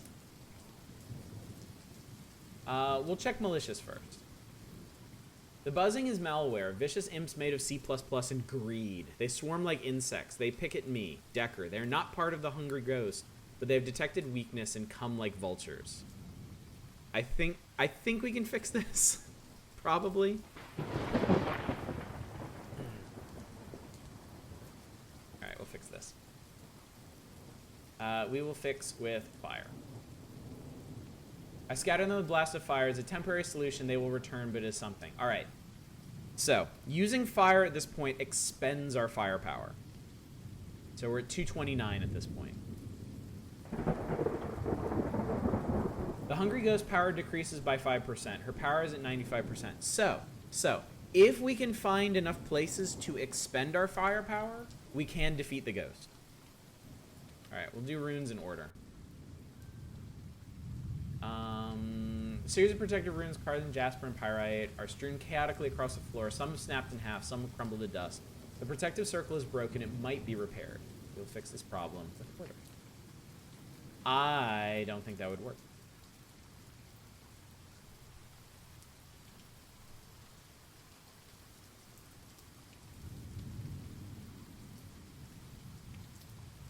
What's up, Elders? We can try with fire, or we can go back. You want to check out the terminal? Okay.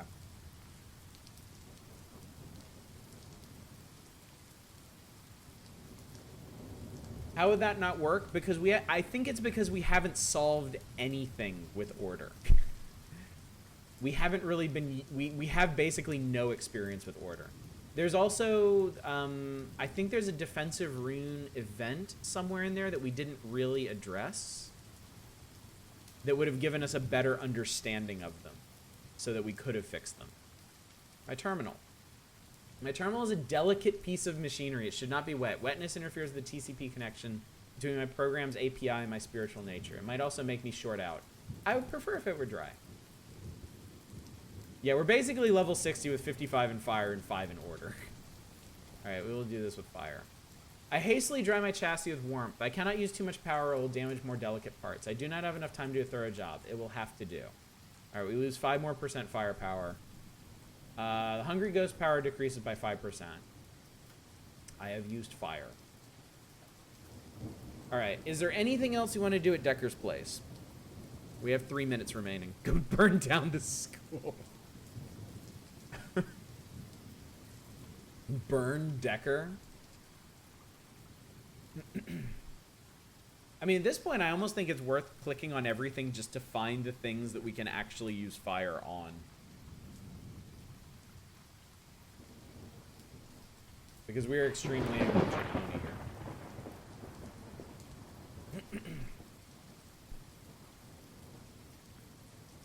Alright. Go back. Do we head to the school? Or the, or the rest home? Find kindling at school? Okay. Alright, we'll check this. It is raining. Everyone moves slowly, eyes vacant. In every room, someone is crying. No one notices. The basement is flooded. Sarah sits in the second floor bathroom. She is holding a knife.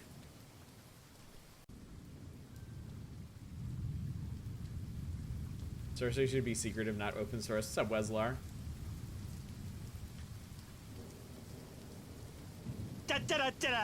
Weslar, dude, thank you so much for subscribing. I really appreciate that. All right, we'll check the basement. There's no... I don't think there's any actual time... Like, we can go do the basement and then come back to Sarah.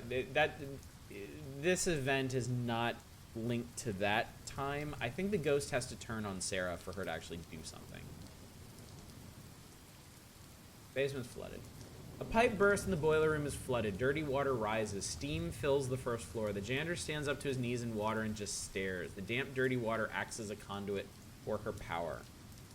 I guess we can try to fight it with fire. I take the essence of what I am and I burn the water. It hisses and boils. The janitor yells and leaps clear of it. There is so much water. I have to use a considerable amount of power. So that drained 10% of our firepower. And it hurt the ghost by 10%. Alright. We can check on the people crying. We can check on Sarah. Or we can go do something else.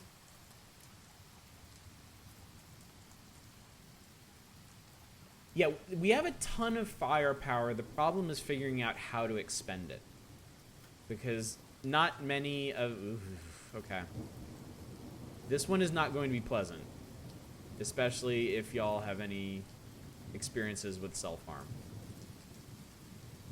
Sarah sits in a bathroom stall. She knits scars into her arm with a box cutter. She dabs the blood up with a cafeteria napkin. She cuts, then looks at the blood, then cuts again. I don't know what we can do about this. Yeah, we've used half our time and only gotten 20%.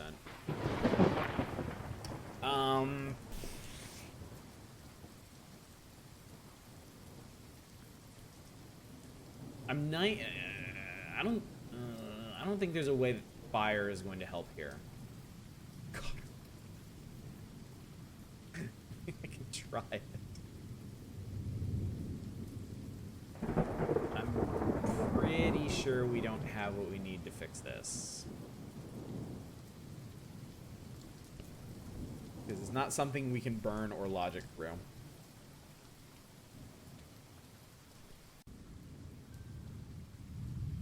Yeah, I don't think that would work. Alright, we can't help her. Unfortunately.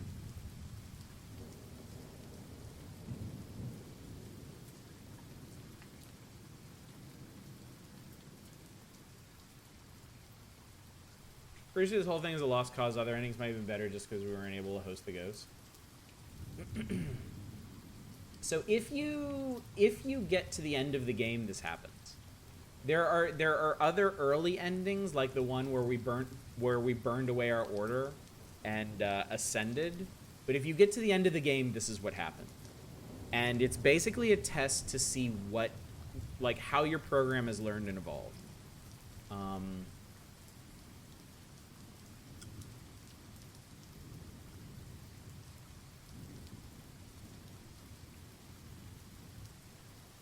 I don't think there's anything we can do with the... I'm trying to think.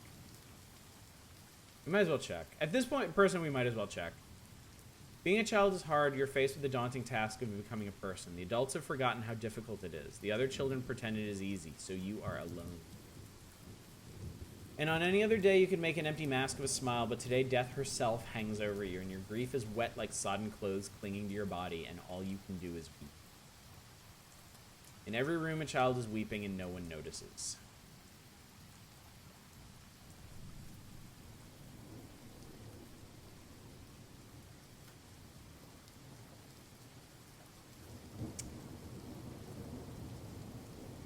Oh, that actually did work. I pass through the dark, dank halls. I touch every child's heart. I give each a small flame, a private candle. It is not much, but it is something. That expended another 10%. And took another 10% out of the ghost. Alright, we can't help Sarah, but we can head out and... Alright, it's raining. Everyone here can feel that death is close. Most of them sit still in their rooms waiting for her. There are some exceptions. So I think here we just need to go through each room and see what we can do. Miss Dowd this is also not going to be pleasant, just to warn you. Miss Dowd stands in the bathroom. Her eyes loll loosely in their sockets. Her skin peels and puckers. Her hair is falling out. It litters the ground like a silver film. Her teeth are falling out. She picks them off the tiled floor and tries to fit them back in. She screams, but it comes out a gurgle with flecks of blood. Death has touched her body.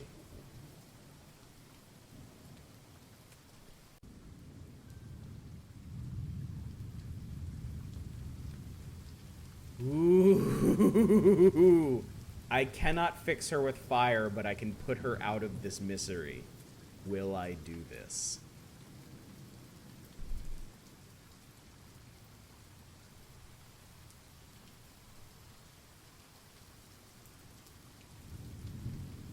Yeah, dude.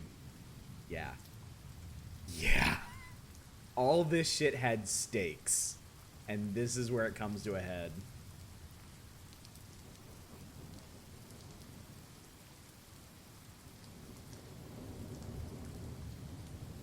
Alright. Alright, it's a mercy. I touch Miss Dowd with fire. Her hair burns like cotton. The hungry ghost purrs.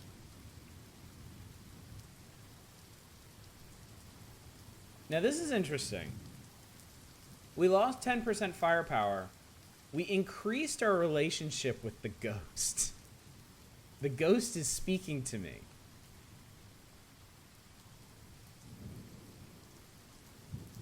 Oh, look. You have done my work for me. Here, let me give you back the power you used to show my appreciation. So the ghost gave us more power.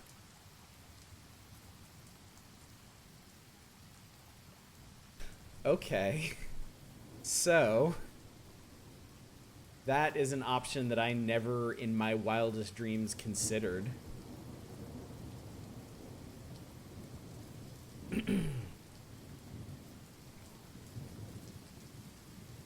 Did that lower the ghost power? No. No, it did not affect its power. Mr. Dahini paces the room. He calls the front desk. He asks them where he is and who they are and who he is. Then he forgets how to use the phone. Then he stumbles, falls, and lies on the ground. He says words that are almost words. He sounds afraid. Death has touched his mind. So I think this might be how everything at the old folks' home is going to go.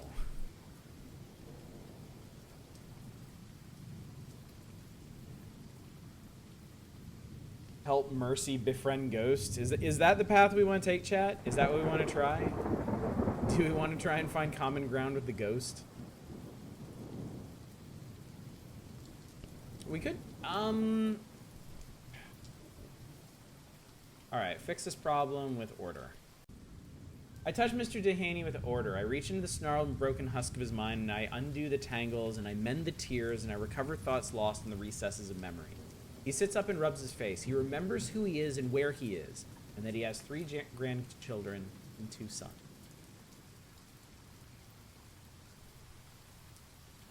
Okay. Hungry Ghost power decreases by 10%, power at 60%. I have used up my reserves of order. That is the last problem we are going to fix with order.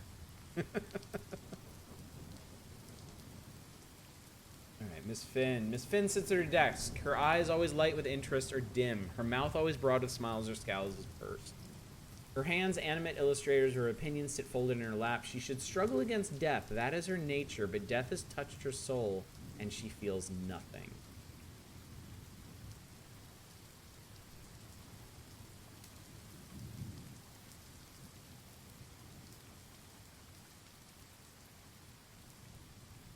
Ignite her heart with the flame of life, or you know, or hold on.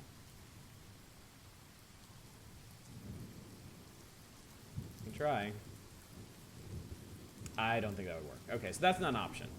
So it seems like maybe Miss Dowd was the only one you could fix with fire. You want to fill her dark soul with fire. Miss Best lies in bed. She stares at the ceiling and breathes evenly. I guess we could talk to her. Attention, Miss Best. Oh my, I know you, my angel. All right, we have some dialogue options here.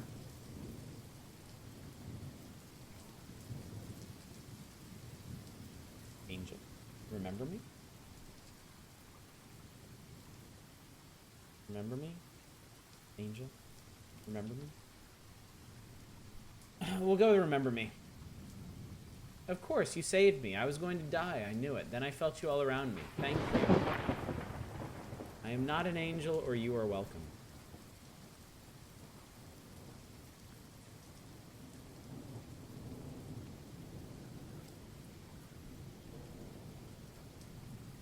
It's so interesting to see how people split even on little things like this. All right, we'll go you are welcome. I'm glad you came back. I'm glad that I can thank you. I need your help. What could I do to help you? A malicious water death spirit has entered our local network. A demon? Essentially, I require assistance from physical being in combating its effects. Good lord, I feel like I should consult my pastor, but there's really not time, is there? Let me know what you need. I will do my best. Mrs. Best is now available to help. Alright, so we have a new resource. What do we do with her? Bring her to Janet? Use Best on Cuddle Explosion. We can't do anything with the Cuddle Beast, as far as I know. Can she help Mrs. Finn? I don't know how much we can do with her.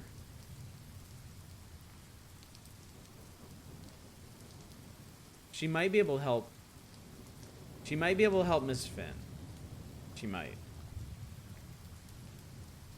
Yeah. She does have a relationship with Miss Finn. So I think if we were going to use Miss Best to help anyone, it would be Miss Finn.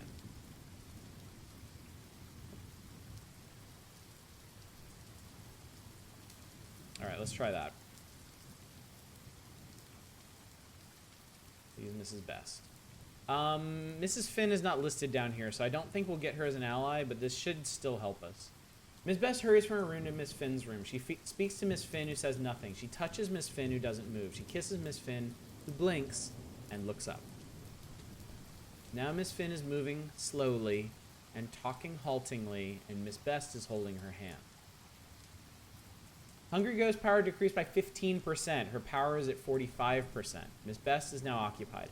I think that might be the only thing you can do with Miss Best. I'm not sure you can actually take her out of the old folks' home. We have 20 seconds before Toby is devoured. We never did actually check on Toby. Yeah, we'll go to Toby. Yeah, it's out.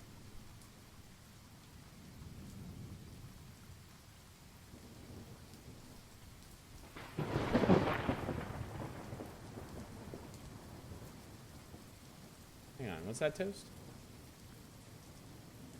In the main screen, you click the bottom option. What's that gonna do? We're gonna get there just in time to see him devoured. Yeah, we have 11 seconds. So if there's something we can do, we can interact with the ghost.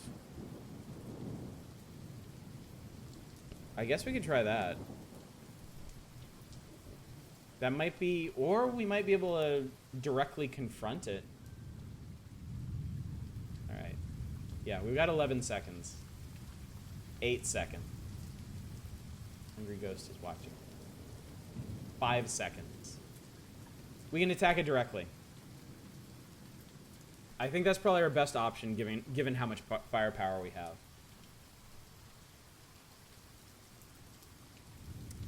But we'll see. You can't save at this point. I would move my camera, but I don't want to crash OBS again. You cannot save during the final encounter.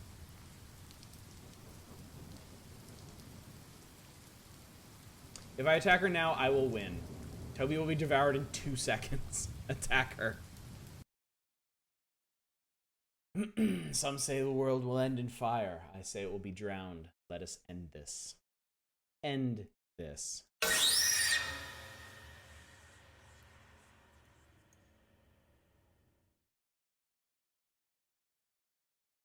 What? No. No! No threats detected. I won. I am hurt. I guess technically we could have done that right from the start. I guess technically we could have gone straight for the throat and possibly overpowered it. Though I think its percentages are worth more than ours, but I wasn't paying enough attention there to tell how much. Power level 154. Incident notes. I am a wall. I am a shield. I am the fire that protects. Well, mostly. We did some amount of good. All right. Events post-incident log. Darwin High School. The students have mostly recovered from their brush with the ghost, but everyone's still a little shaky. The basement is no longer flooded. Sarah is absent.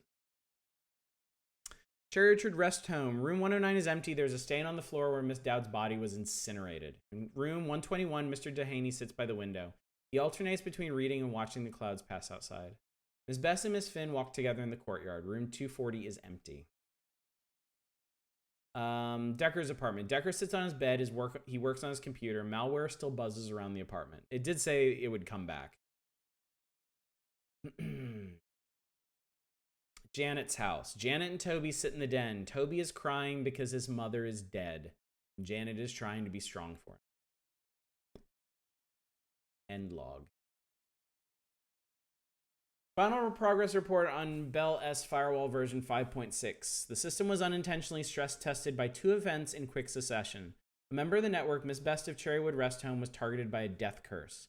The firewall defended her and sustained considerable damage. I investigated the source of the death curse and identified Miss Best's children and beneficiaries as the attackers. I have informed Miss Best of this to the extent that she can understand and will be taking the issue of unlicensed dark magic up with other community members on the forums. After the death curse, a powerful water death-based life-devouring spirit attacked the protected network. There were casualties. The firewall eliminated the threat, sustaining minimal damage.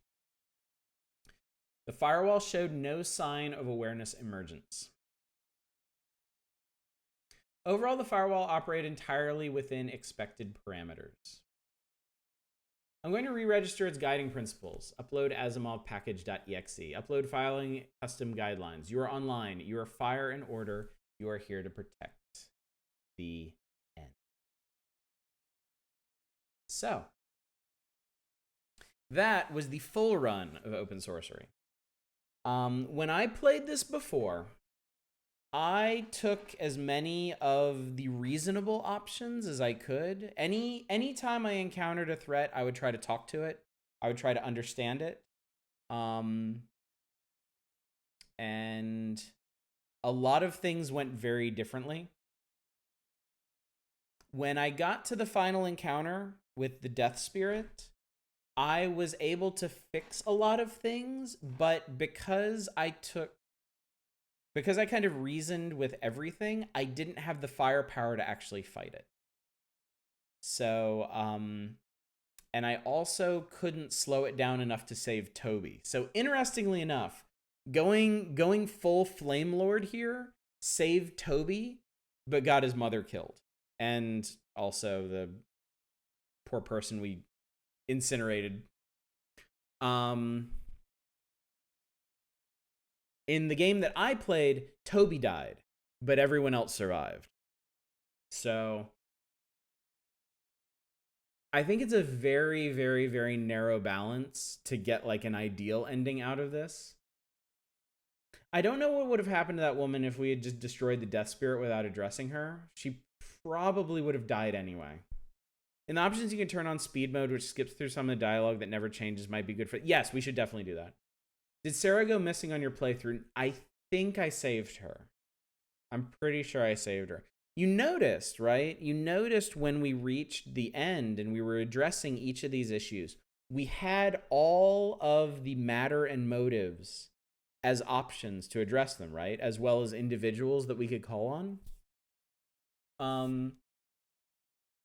So through different choices that you make in the game, you can actually gain access to other matter and motives. Because we chose to cleanse literally everything with fire, we never got those options. Also, like to point out the achievements menu, which hint towards a lot of the different things you can get into through the game. We also never fully explored dreaming. So achievements. Let's take a peek at these, shall we? All right, so we've got defeat the Hungry Ghost. We've got be destroyed by the Hungry Ghost. Save everyone. We ended the game with more than 100 firepower. We did return to the sun, leave behind your programming, become a fire elemental again. We can get Decker's relationship to 100. We can make Miss Dowd into a robot.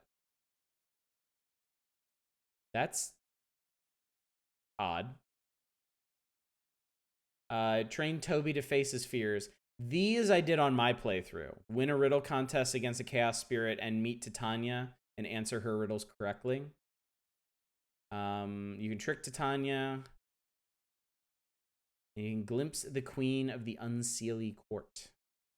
So these last few should indicate that there's a lot more going on in this game than what we saw in our full firepower playthrough. Learning tutorial. Yeah, you can learn the different motives and the different matters.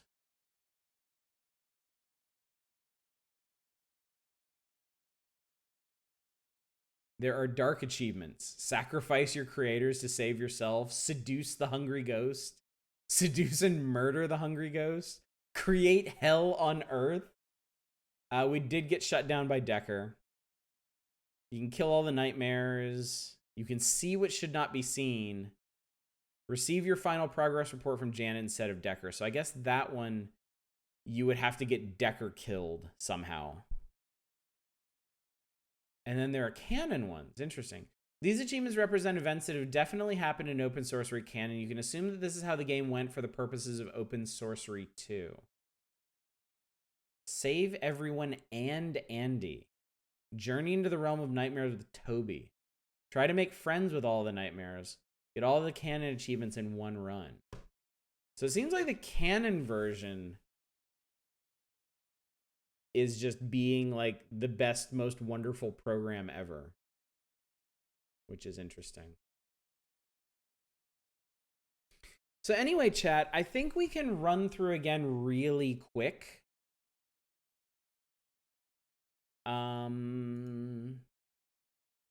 But the question is, what would you want to do? It might be a bit tricky to stop for every choice. So where do you get this? It's on Steam. It's on Steam. Probably on itch as well. Was this part of the social justice bundle? I can't remember if it was or not. Dream Run? We could run through and just dream as much as possible. Seduce the ghost and join her court. Yeah, much less fire in the cannon. Don't think it was? Yeah, it's definitely on Steam, and it's pretty... I don't think it's a very expensive game either, from what I can recall. Actually, let me check real quick. I'll link it for you.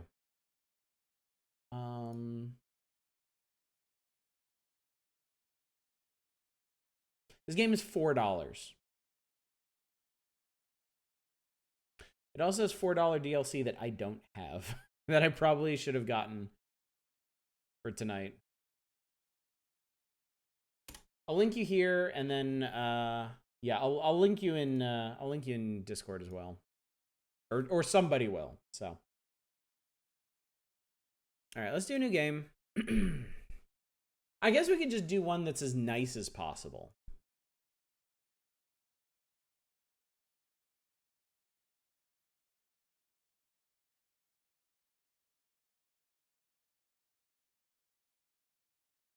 Yeah, Christmas deal key called Jingle Bells. Yeah, I thought I set speed mode. Oh, I can just skip the intro. Didn't I? Yeah, speed mode on. Oh. I guess I was just threats. Oh yeah, it just takes you straight through, no threat detected. All right. This is Air Chaos. Right? Yeah, threat detected. All right, wait a minute. Yo, check this out. We have a new option. Upload riddle log.txt from your previous game to automatically beat the poltergeist. That's funny. Don't listen to Bait Cop Run. Late, finished a good run. We made all the right choices. I guess I'm out. All right, where's the elephant? Have a good one. And our Dominic, thank you as well for coming out. Really appreciate it. I will hopefully see you guys on Monday when we start Grim Fandango. You want to try alerting? All right, let's see what happens when we alert. The situation is being handled. Okay, so alerting Decker and Janet increases our relationships with them. Friendship build? Okay, let's do friendship build. I like that. We can dream and do friendship builds. Press detected. All locations secure. We do. Googling dreams. Should I try dreaming? Yes. Okay, done now. Been away for like 30 minutes. First thing I come back to. Did you miss the end of our run, Baking Copter, where we exploded a death spirit after exploding some people? All right, no threats.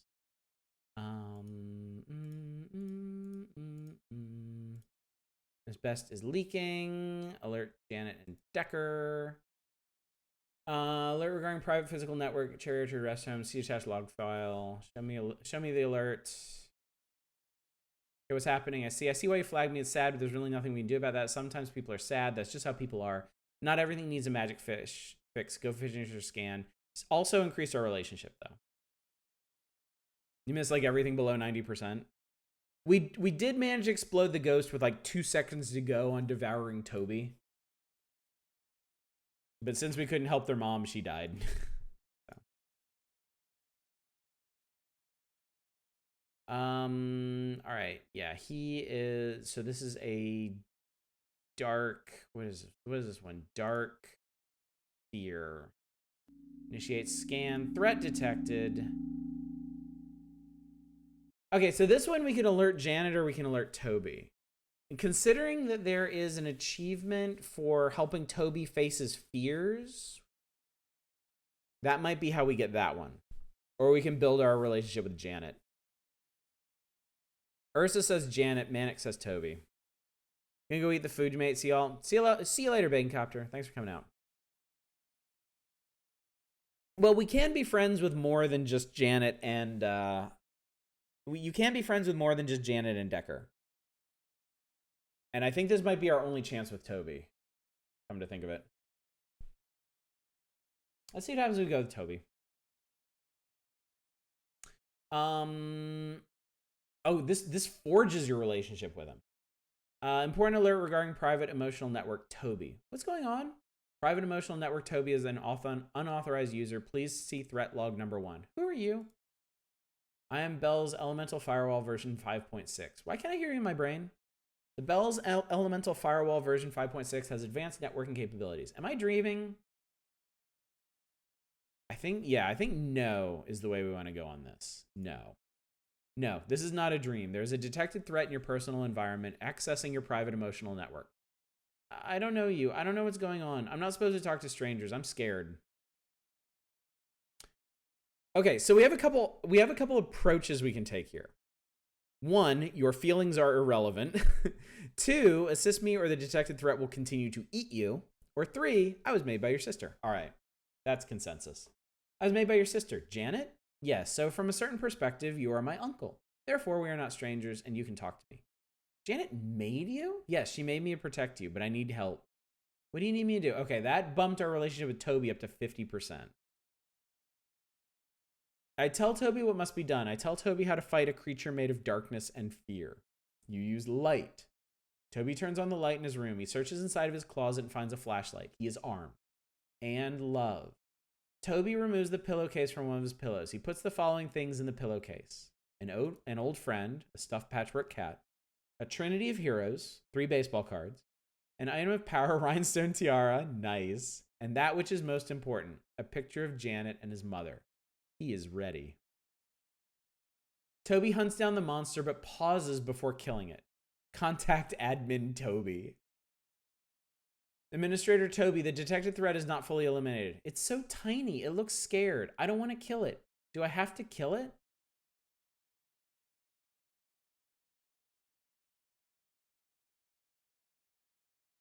No, it has been rendered harmless.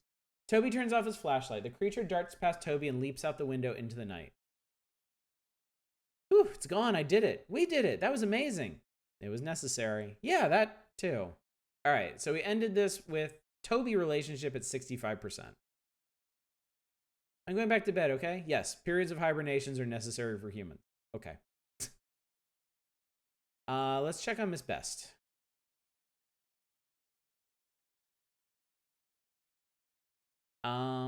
Okay, now we have a new option with Miss Best. We have the option to call Toby. Or we can talk to her.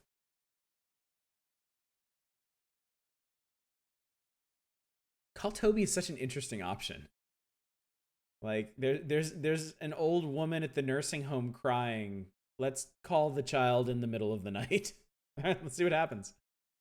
Attention Administrator Toby. What? Oh, hi. I was sleeping.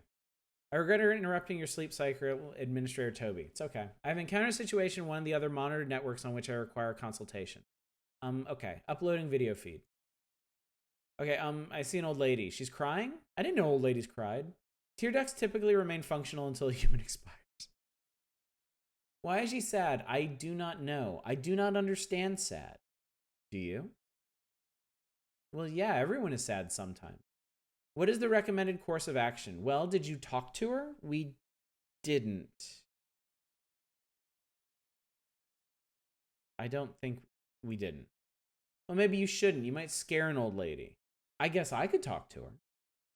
I give Toby the number for the Cherrywood retirement home. There is no receptionist to answer his call, so I intercept the signal and redirect it to Mrs. Best's room. Toby and Mrs. Best talk for a while. Toby mentions me. He talks about the shadow creature. Miss Best thinks he has a very active imagination. She is not crying anymore. I think she is happy to have someone to listen to. So plus 5% relationship with Toby, so now we're at 70. And now we have a relationship with Miss Best at 5%. Pretty cool. You're an odd young man. Yeah, well, you should meet my sister. Or Bells. I think she's a robot ghost. She doesn't know what being sad is. I am afraid I don't understand. That's okay. I don't either. But just because I don't understand and don't know you doesn't mean I can't help. Log alert with local firewall from Network Administrator Decker. I noticed you went back to resolve the situation you brought to my attention. Good job. That wasn't really part of your job, but still. Good job. We're at 70 with Decker now. All right, sleep mode. Now I am sleeping. Should I dream? Yes. I dream very quickly. Whoa. Sorry. I thought that was going to be the same thing.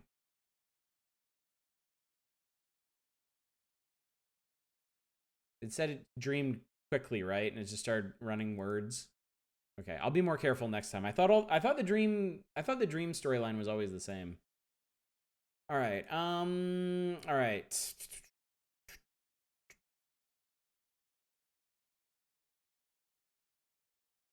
What is this one? Oh, this is Water Death. Speed mode, they're all like that? Okay. Water Death. Scan. Threat. All right. Friendship build. Alert Janet Decker. I'm just going to flood her classroom with positive Undine energy. Positive Undine energy? Yeah, you mean water. Spiritual happy water. I like using the fancy words. As long as it works, just keep the firewall away from it. Janet climbs the roof of the school and performs a ritual with blue quartz, her cell phone, and a bottle of Evian. It begins to rain. Fluid power floods into the building. I cannot touch it anymore. No threats detected. Oh, firewall status offline, water interference. Okay, so we can't do anything else at the school. I don't think that was going to be effective. Nothing there. Nothing there. Janet is gone, probably at school right now. Janet's mother's in the garage painting table. Toby's ringing the bed. Greet Toby. Log low priority alert with local admin Toby. Oh, hi. Greetings, Administrator Toby. Is your status acceptable? Yeah, sure. I told Janet how you helped me last night. She was happy. Thanks again. Built relationship with Janet and Toby. All right. All locations secure. Now I'm sleeping. Did I dream? Yes. I dream very quickly. Okay. Wow. Very quickly. Elevator. Okay, done now. Time to scan again. All right. I cleanse some lockers with fire. Good practice. All right, we got some free firepower there.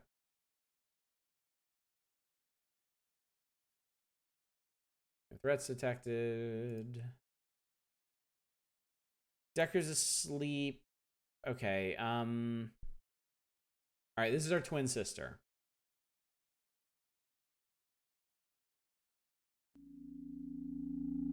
Okay. Do we want to... I think we want to wake Decker for this, right? If before this point, you unlock the power of chaos, you can use it against her. All right, we'll wake Decker.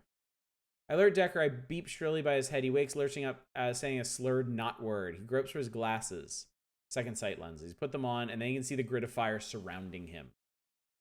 He grabs a laptop and lights some incense. He runs ESET Nod 32 antivirus, Spy Doctor, and sets a ring of topaz crystals around the hard drive. He digs out a small machine, Googling, personal ultrasonic humidifier, fills it with water and oil, turns it on, chants over it. The air becomes damp. The alien grid lines of power tangle and moisten until they lose their order and fall apart. But I am also fire. I can feel the wetness seep into me. I can feel my grid lines begin to loosen and curl. We lose firepower, going to 69%. But then Decker stops the machine. I'm feeling painfully damp, but Decker checks on me. He sets up my machine to defragment and puts the burning instance beside my chassis. It makes me feel a little better. So I gained back 4. So it's a net loss of 2, I believe. But for that, we gained 10% relationship with Decker. Good girl. All right, so they like this. All right, sleeping. Dream. Some moving van and weasel. Exiting sleep mode. Scan for threats. Rescan Sarah for water of death. Initiate scan. Threat detected.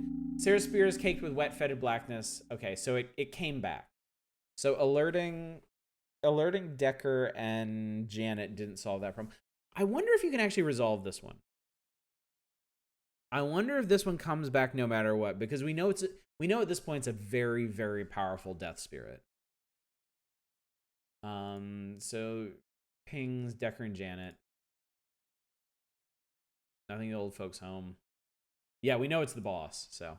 But I wonder if you can do something the first time we interact with Sarah that keeps it away from her, so that doesn't reoccur. So then when it comes back as the boss, maybe she's not in such bad shape. Decker must be elsewhere. Oh, right, this. Oh, we can do something different here. With the small fuzzy thing.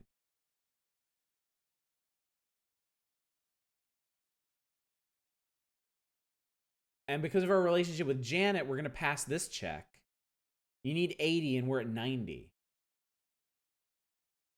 What if we hooked up Bells to the 3Dream printer? With an IO in the physical world, we could use a scanning system on physical entities, find the self-replicating aspect of their magic, and burn it out. It solves the problem and doesn't kill the little fuzzy thing. What do you think? There's also a check with Decker at 70%. We're at 85, so we passed that one too. Okay. Seriously? I was absolutely sure you were going to shoot that down. You're always super paranoid about AI complications. It's a good solution, non-invasive, won't take a lot of power, and Bells has done a lot of good work for us. Awareness emergence is bad for network stability, and you called her her. I called who a what? You called Bells her. Did I? It was just now. I was literally standing right here. It was a mistake. I like her too. Let's just do this. That's funny. Did we ever try talking to Sarah? No. As soon as we did the scan on Sarah, we reported it. And I don't think we had the option to talk to her the second time. Decker downloads new software onto the computer that houses the physical part of my mind. It shows me how to speak to a device that Janet is holding. This device. Scanning. What? What is... It is... It's beautiful. What? Oh. Oh. Too much. Too much. Stop. Hey, it's okay. I got you. Yeah. The real world is kind of overwhelming at first. It's that way for us too.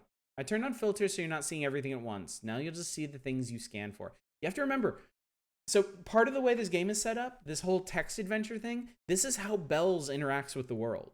We're seeing the world the exact same way that Bells does. So hooking her up to the 3Dream system is, yeah, a massive overload. Scanning is a little different in the physical world because there's so much more stuff. Your matter and motive screens are going to look a little crazy. It might feel like a lot. But all you have to do is click on the words that describe the fun buns. That's what I'm naming the funny things. Fun buns. That'll let us zero in on them. Then we can fix them so they'll stop dribbling all over the place. So let's get to it. All right. Matter and motive. Oh, Christ. Okay, this is new. I never did this on my first playthrough. My first playthrough, I focused more on the spiritual stuff than the relationship stuff. So I had a ton of matter and motive options, and I had some extra I had some extra help that we're not going to see in this playthrough, but my relationships were not good enough to fix a bunch of things. All right, so we want Fluffy. Do we want anything else?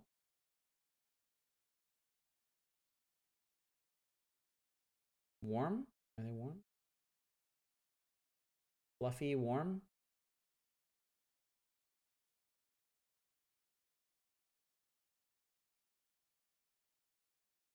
I guess we can go with Fluffy and warm. And then motive.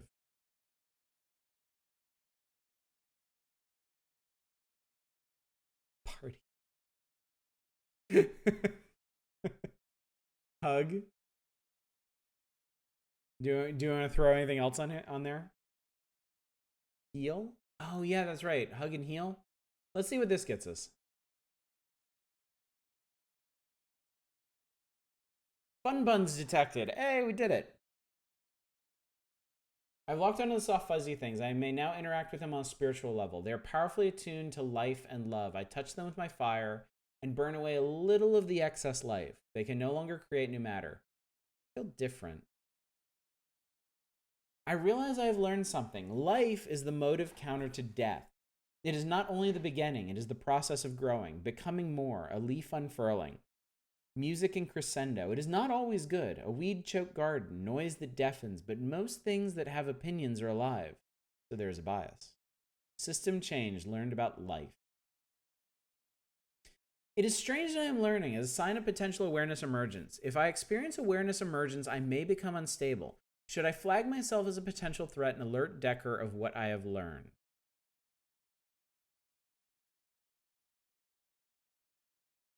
We'll go with yes. Log alert with admin Decker. The system has incorporated information about life. Given what we just did, that's not surprising. This is flagged as a sign of potential awareness emergence. Thanks for letting me know. Don't worry about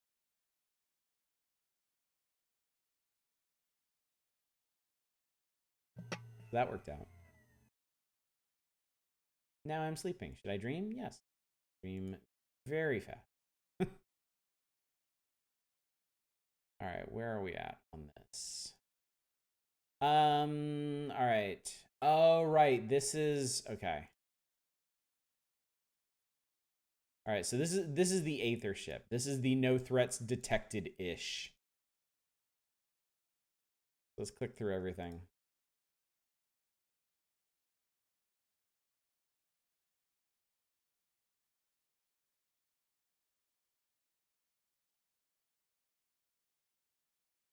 We'll talk to Decker. Oh, good, you're here. The issue is some sort of spiritual magnetic storm. Backup laptop doesn't have scanners. Gather all the data. Okay. So it gives us the same directive.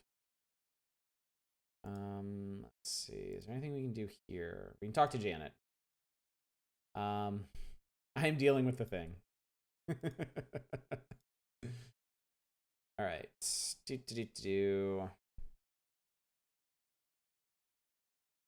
So this is, that's right. It's Earth Order. Earth Order. Scan. Threat. Tube, boat, ship, Aether ship. Sky above us, sort of hard to determine. Too close. And a message. We'll alert Decker and Janet. Well, that explains it. It's exhaust from an Aether ship engine. Aether ships are powered by extremely strong spiritual reactions. Even in neutral, the engine of a large Aether ship will cause widespread motive resonance in its native matter. They must have Earth Order engines, since all the Earth things were being ordery. Exactly. I'll see if anyone on the OS forum chat can give them a tow. Soon another Aether ship arrives. Decker's internet friend. It tows the strand Aether ship up? Out? To the Aether? Out of my network. Everything calms down. We're at 95% with both of them now. No threats detected. All locations secure. We sleep. The sleep of the just. We dream. We're done. We scan. We exit. Nothing at the school. Nothing at the home. Oh, the ghost. Okay. So this one is light and love. All right, so this one should go very differently this time.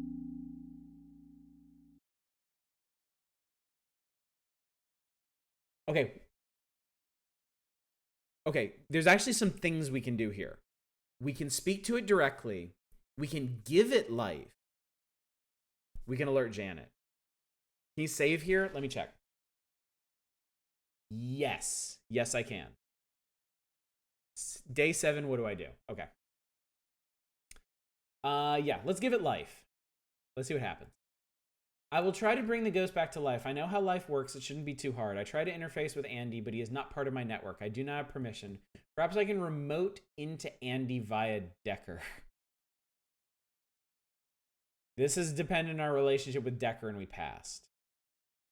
Yes, this works. Decker and Andy were very close. I can send commands via TCP, telepathic communications protocol, using my relationship with Decker as a proxy. Decker won't even notice. He is busy crying. I reach out my grid lines. I plug them into the spirit. Direct current. I am the outlet. It does not notice. I attempt to bring it to life. The spirit flickers brighter for a moment, but nothing more. Bringing the dead back to life seems to be more difficult than I anticipated. That is probably why humans do not do it willy-nilly. Perhaps if I used more power.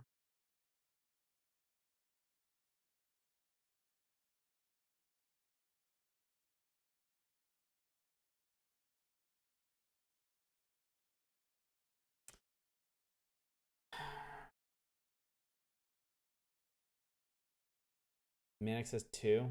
All right, we'll try that. I pour my power into the spirit. I filter my power, straining out destructive impurities, weaving in the motive of life. Fire as life, flickering light on a cave wall, warmth in the dead of winter. Prometheus steals from the gods. Rise. It does not work. The warmth does not stick. That which was not spent returns to me. And we can try 50, or we can try all.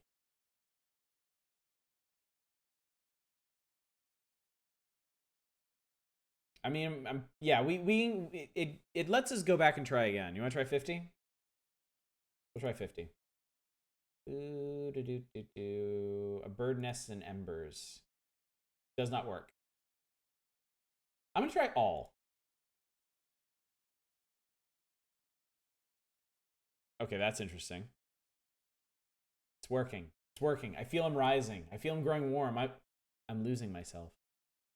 I have spent everything that I am. It is all with him. He is warm and rising, but I am error, battery dead. Unexpected shutdown. We sacrifice ourselves to bring Andy back. Decker, why are you crying? Decker, stop. Talk to me. What's wrong? You can see me? Well, yeah, and what I see is real nice, but I'm not a fan of the tears. It doesn't make sense. You're just emotional resonance, a bundle of archived memories. No, I'm not tech talk, babe. I'm me.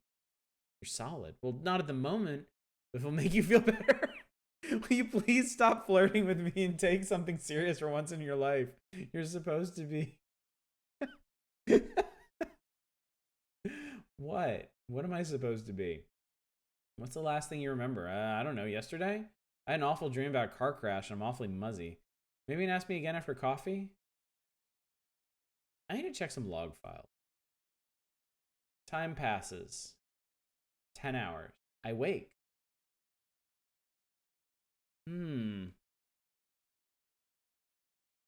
Opening sorcery. Hey, welcome back to the waking world. All right, so our system got recharged back to 50%.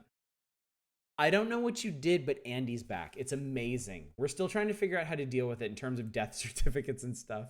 Decker's so happy it's upsetting him. He's weirded out and having trouble dealing with feelings. He's kind of a mess in short. That's why he's not here. Also, he really doesn't know what to say to you. Give him time. Wow. Okay, that blew up our relationship. In the meantime, whatever you did, you probably should never do it again. You completely depleted your power reserves, which shut you down and put your elemental side in a critical state. You almost died. I've replaced your power source and spoon-fed Vulcan Aether. That's a fancy word for fire magic. Into you, but I don't think you'll ever be as strong as you were before. I love what you did. Thank you, but you've got to take care of yourself, too. You're not just a program anymore. That's clear now. You're worth protecting, too. We don't want to lose you. So we maxed out our relationship with Janet and Decker. but we will never be as powerful as we could have been.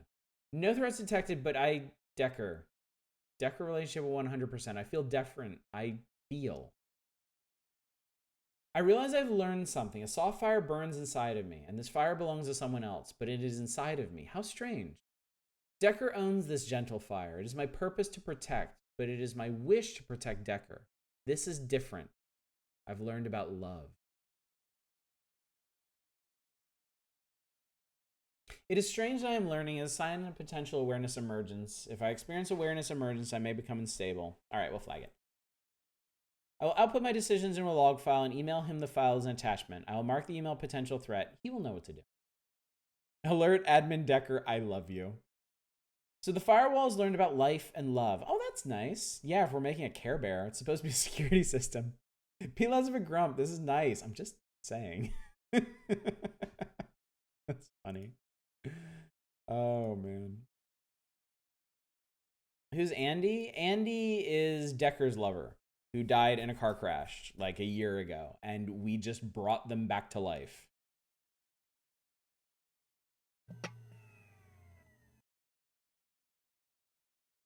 He's not entirely wrong. I have it. Oh, here's something new. I have a dream. It is effortless. I do not need to create it.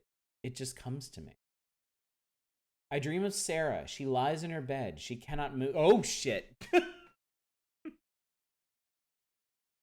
I forgot that one. I forgot that happens. Oh my god, this game is so good. Her hair is slick with rainwater. Something is beside her. Something strokes her hair. I wake suddenly. Okay, so this is the death curse. Move to intercept. We know where it is. Target is here. Must protect.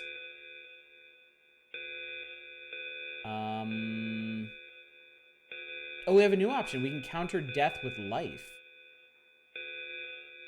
I say we try that. I curl myself around Miss Best. I draw my grid around her. I let my power flow. My grid lines grow warm. My grid lines thrum as I weave my fire into life. Once again, I realize that life is music. There is music as I cradle the sleeping woman in a nest of life. There is music in the death that rushes towards us, a threatening rhythm that complements the melody of her breath. I'm taking part in a symphony where I prefer one theme over the other, but it is all music, knowing that I can protect her. I'm a wall. I'm a shield. I am the fire that protects. Death is coming. Death is here. I'm going to save here because I don't think you can save during the finale. So we'll save on day 8. And we crash. So I think this has to happen. Toast can correct me if I'm wrong, but I think you have to go through this. I think the curse hits so fast that you can't do anything else about it.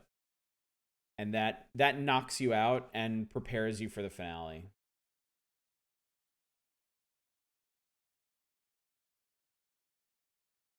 You rouse dead lover back to life at nearly the cost of your own life. I should certainly hope that brings the relationship to you to 100%. I mean, it's a lot to take in, you know? Spending a year dealing with the death of, like, your closest loved one, and then all of a sudden they're just back. I just got here in 5 words. What has happened? Magical firewall learns to love.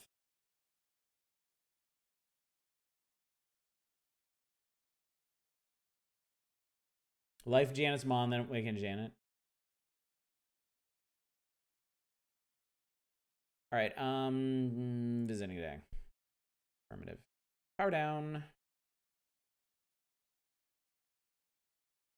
Time passes. Actually, maybe I can just save here.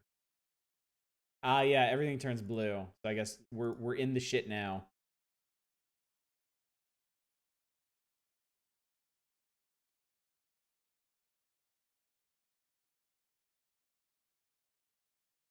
All right.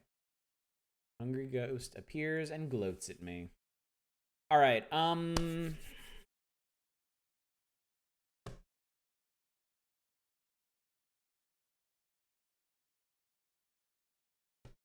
I think you can strategize around this.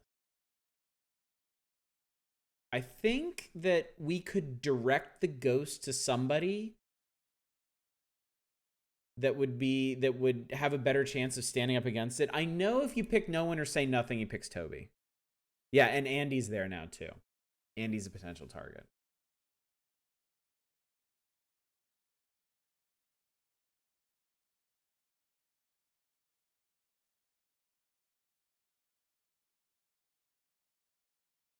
I wonder what happens if you pick Andy. I wonder if Andy's a rare delicacy, really. I wonder if Andy's a tougher target. Sarah? I'm thinking. Yeah, I think if we pick Sarah, she'll have less time before dying because he's all like she. This ghost is a she. She's already in Sarah, so I think we want to pick somebody who's strong.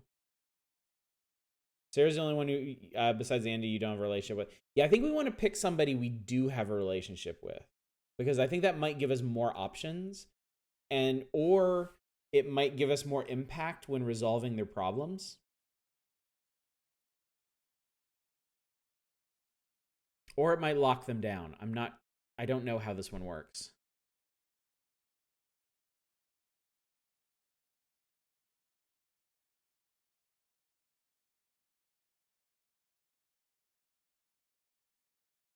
They're not one of them. We did get the fun buns of life, so we can use them. I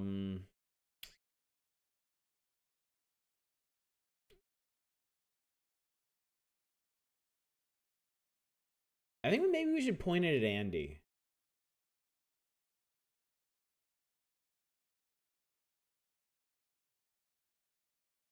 I don't know.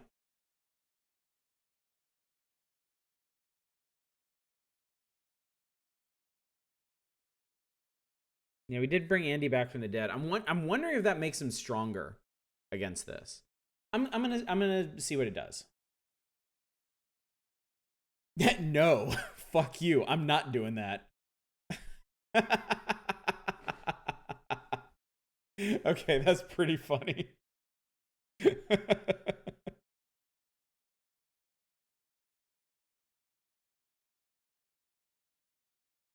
um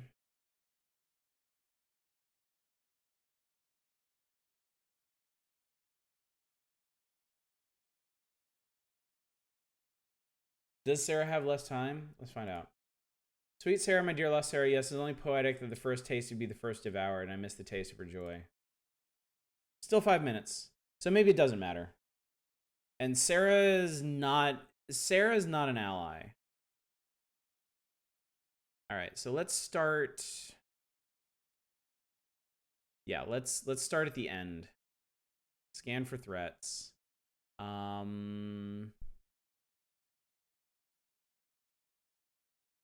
Okay, wait, let me think about this for a second. I think, yeah, we want to start by waking Janet.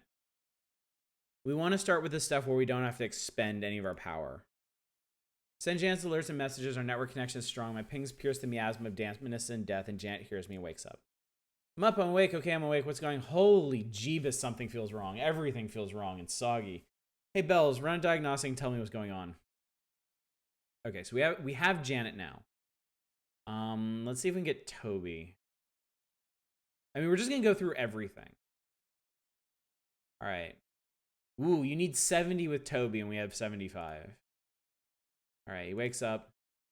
Hi, I require your assistance, Administrator Toby. Okay, with what? A malicious spirit. I did pretty good with the last one. Affirmative. I will delegate a task for you based on your qualifications. In the meantime, remain where you are. This area is not secure. Okay, we have Toby. Valiant Cheese, this game is amazing. The game is so good. We're also like in the end game sequence right now, so if you don't want any spoilers, I totally understand if you want to duck right out of here. All right, let's see what we can do about Mom. Okay, we have a lot of options here. We have life. We can also deploy Janet and Toby. We do know from the last time we did this, if we use these, we will eventually expend them. And our personal power is really low. So we can use life to save her, but we may not have life available for other, like when we go to the rest home. Fire is, okay, thank you, Toast. Fire is the only thing that can be used multiple times. So this is a one shot. And okay, Toast, another question. Can we bring Janet and Toby to other locations, or do they have to be used here?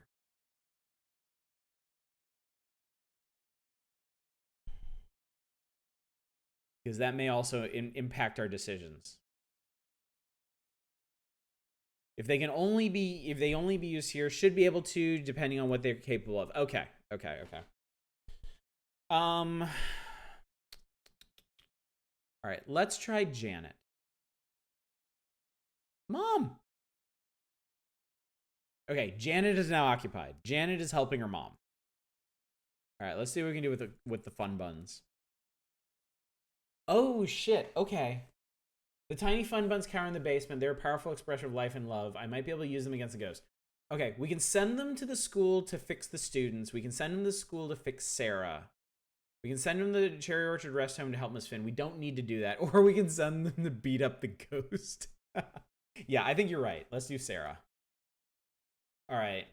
They find Sarah and begin to snuggle her. She's extremely confused, but also feeling better. Okay. 2 actions. We've already taken 30% out of the ghost. Yeah, and we can use fire on the students, I think. Okay. We fixed the house. Let's go check on Decker. We can get him. We should be able to get Decker and Andy. I hope. All right. Pass with Decker. Oh, my head. What? Holy shit. Firewall. Analyze the situation. Let me know the optimal defensive course of action. Okay. See if we can get Andy. Oh, hey, I remember you. You brought me back. I thought you were a dream, but Decker told me you were one of his thingies. Do you need me for something? Anything you need. Can you sing? Unavailable. You must have visited the Ethernet and learned the Honor Water song. Wow. Okay. There's a really interesting option that you can get. But we would have had to go on the internet ourselves. And that's scary. All right. Defensive runes. Can we do anything with the defensive runes? Oh, we might be able, okay, we might be able to direct. Okay. Yeah, we can use Decker here, but there's also our terminal. Do we want to use Decker on this or the terminal? Because we can't fully fix Andy on terminal. Does Andy have any idea what to do with the terminal? Andy just said we're one of his thingies. I suppose Andy could dry it out. He doesn't know. Oh, okay. Okay, yeah. Okay, we'll use Decker on the runes. Yeah. We'll use Decker on the runes. We'll use Andy on the terminal. You're right. Getting defenses functional is high priority. That's another 15%. So maybe every correct choice you make is a hit of 15% to the ghost. That's cool. All right, terminal. Fix this problem. Call Andy. Okay, I don't think that would work. All right, that's not going to work.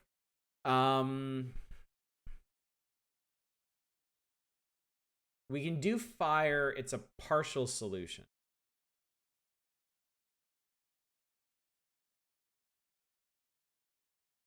We can also try Toby, but if it... Okay, yeah. Let's just go with fire.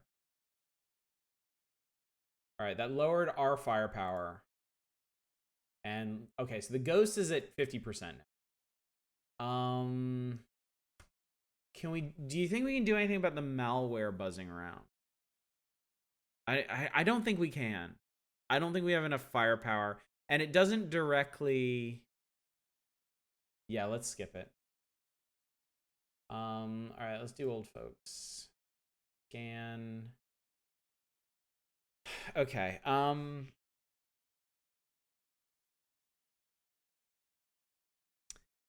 Let's hang on. Let's start with Miss Best.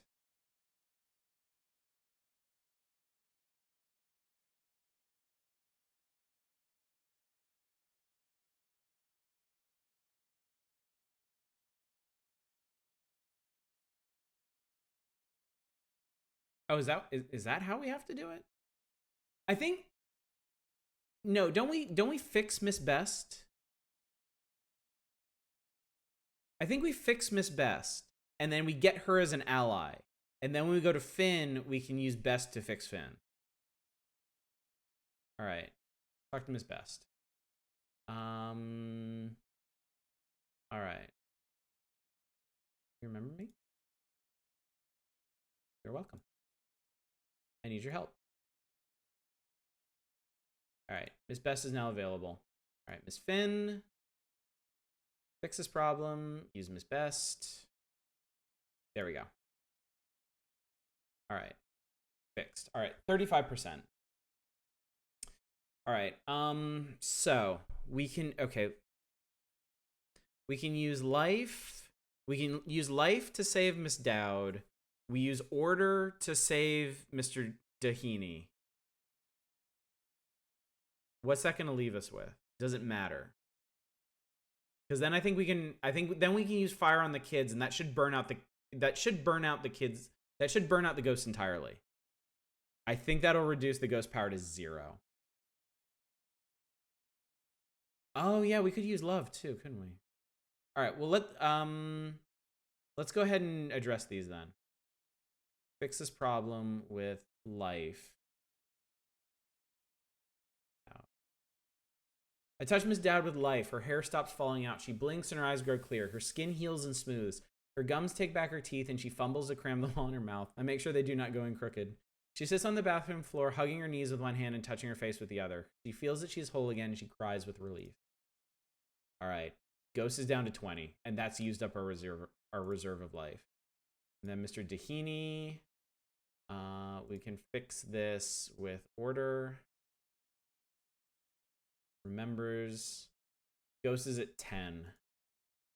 All right. Hit the high school. Scan for threats. All right. We will love the children.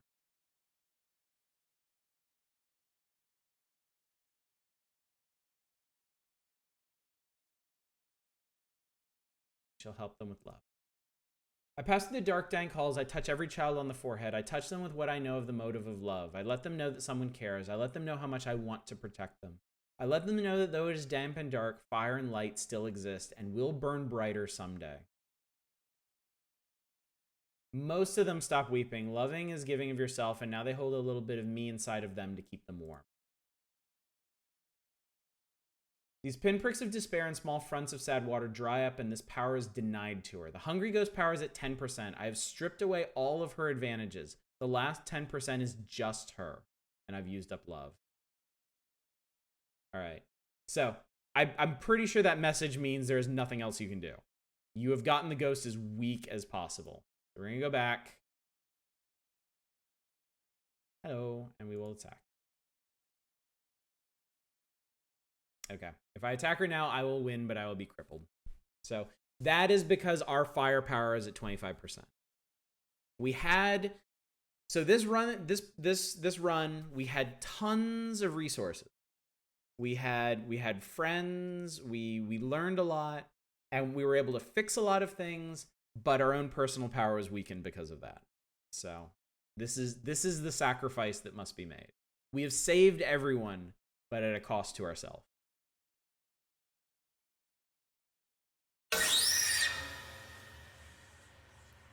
Scan complete, no threats detected. I won. Everything hurts. All right. System status damage, system status, but still here. I am a wall, I'm a shield, I'm the fire that protects. Could you survive if you hadn't burnt out the chassis? Probably. Because remember, we took some options. We did a couple options that we kind of highballed on the relationship. So I think if we had gone into this knowing that we would bring back Andy and we get a massive relationship, like knowing that, I don't think we needed to do anything else with like it was either Decker or Janet. I forget which one gets the 50% bonus. So instead of those wasted relationship choices, we could have used those to build up our firepower. Could have called Andy to bail out the school basement too.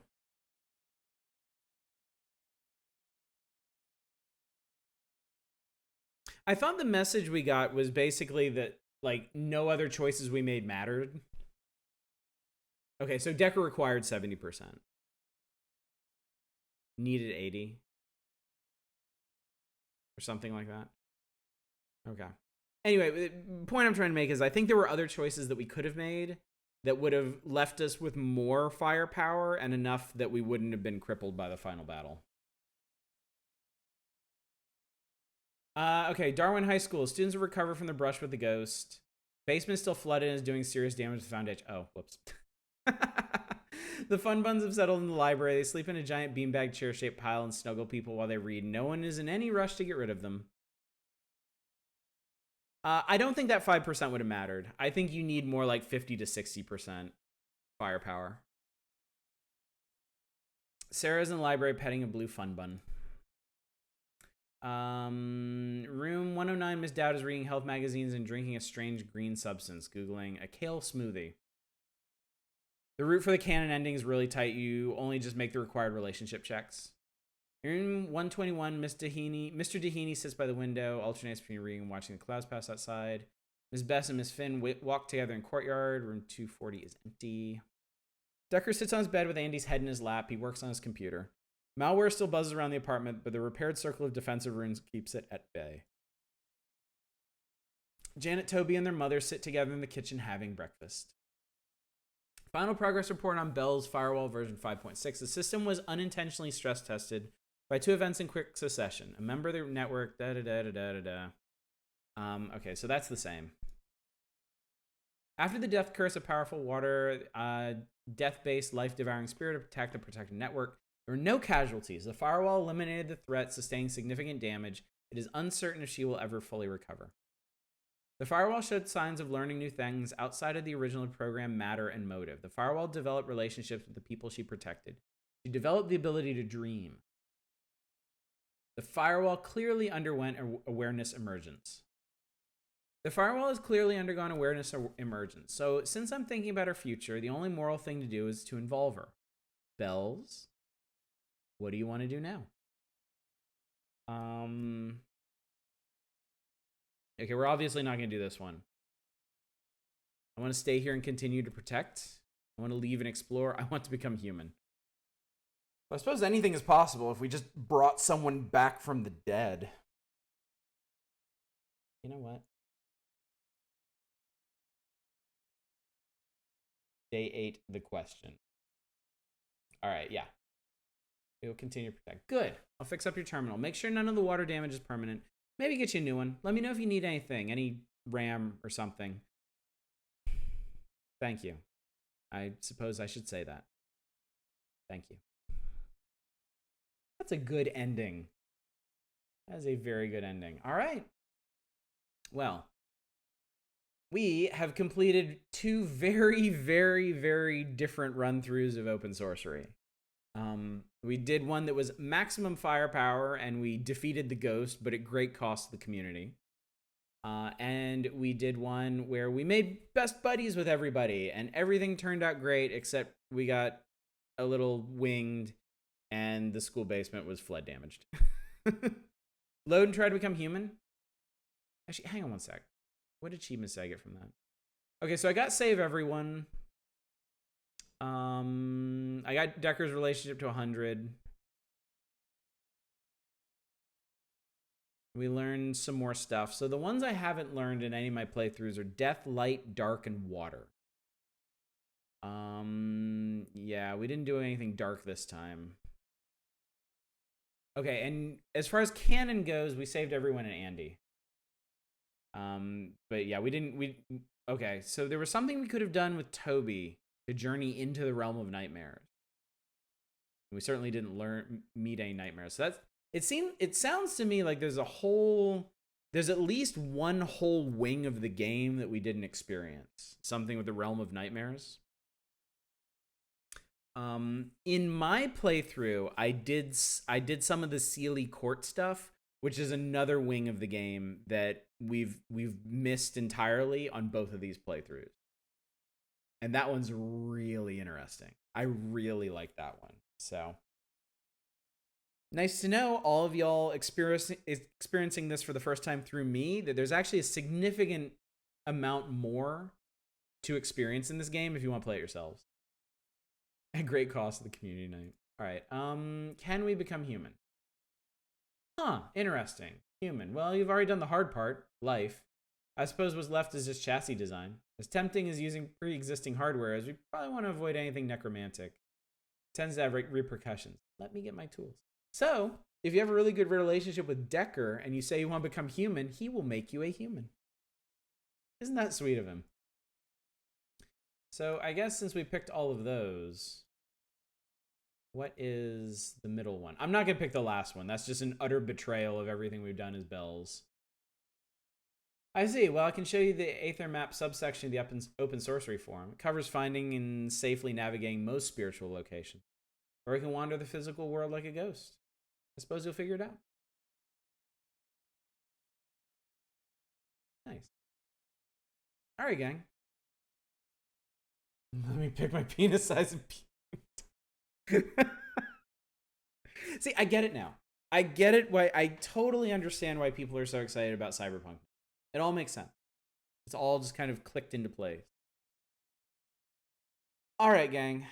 After 2 complete runs, and very fulfilling runs, if you ask me, of Open Sorcery, I think we are done with our first rebranded community night. And hopefully y'all enjoyed this. I love this game. You can see on Steam or on my website, I reviewed this game a year or 2 ago, and I had pretty much nothing but praises to sing for it. It's one of the most, it's probably the best, most interesting text adventures I played. I really, really, really like, I love the world that they came up with. In fact, I'll show you something. I've showed you this before. Do it again.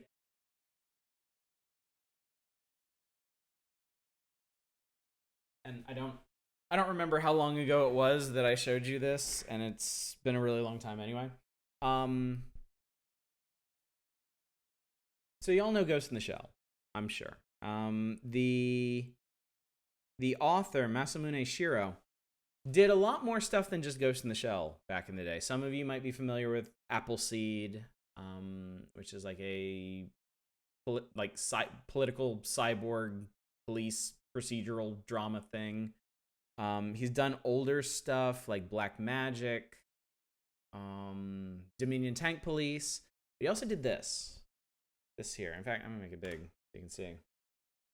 It's called Orion, and Orion is really cool because it's a very similar sort of theme. Where you have, where's a good example here? Come on.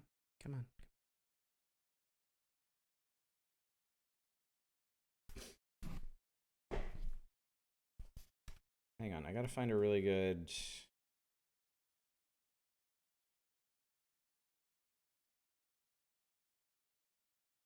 kind of hard to tell what's going on, but it's basically like, it's a world where magic has been explored using technology, and it's a thing that like pretty much everybody can do if they practice it, but it's also measurable.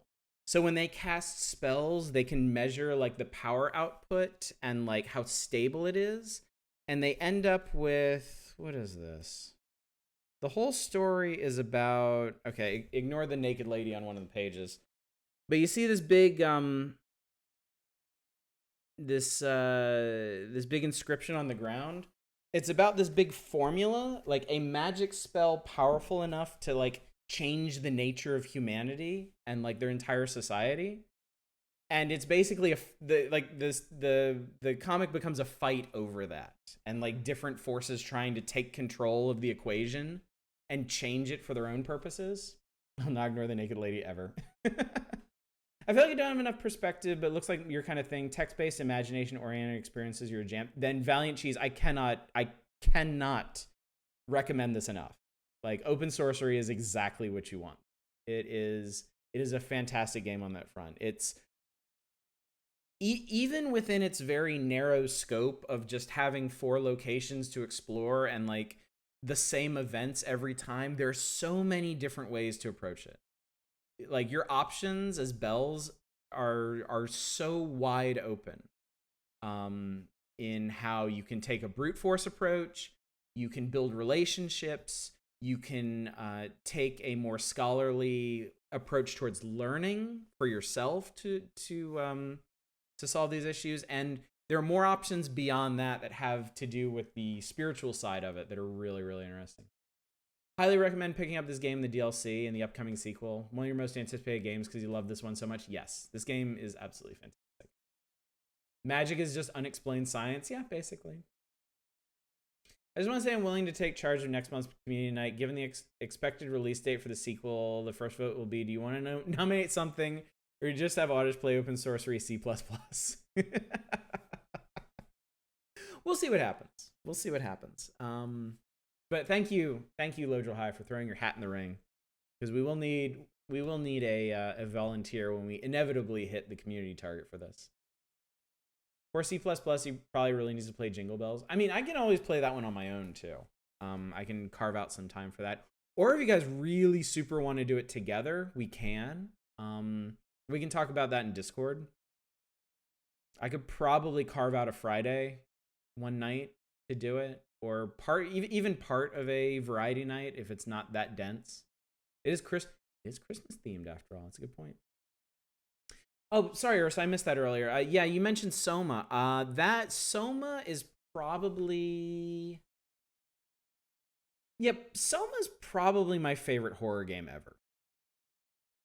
I think Soma still stands atop that heap. It was the most interesting and the most deeply affecting horror game that I've ever played. I absolutely love that game.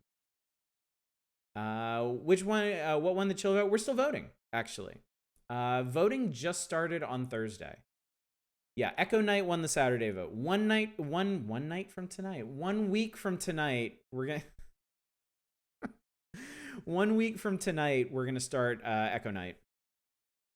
Yeah, but there's not gonna be a whole lot of time for the chill night vote. If you want to get that vote in, I'm gonna say get it in by Thursday of next week.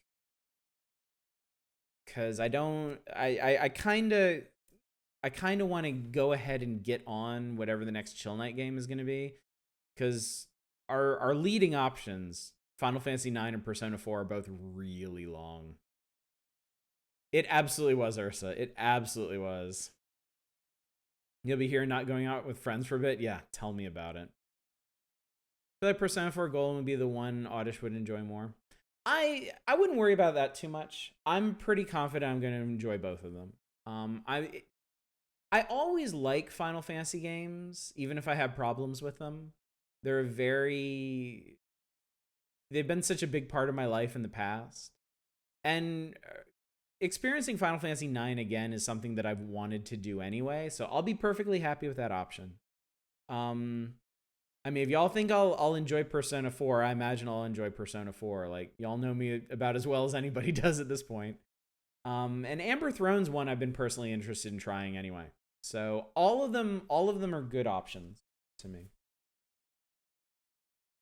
Haven't tried Soma. Your threshold for the scary is infinitesimally small. I've not been brave enough to check it out. Soma is fucking terrifying, Valiant. So yeah, if you're not really a fan of horror games, if they freak you out, it's gonna get you bad.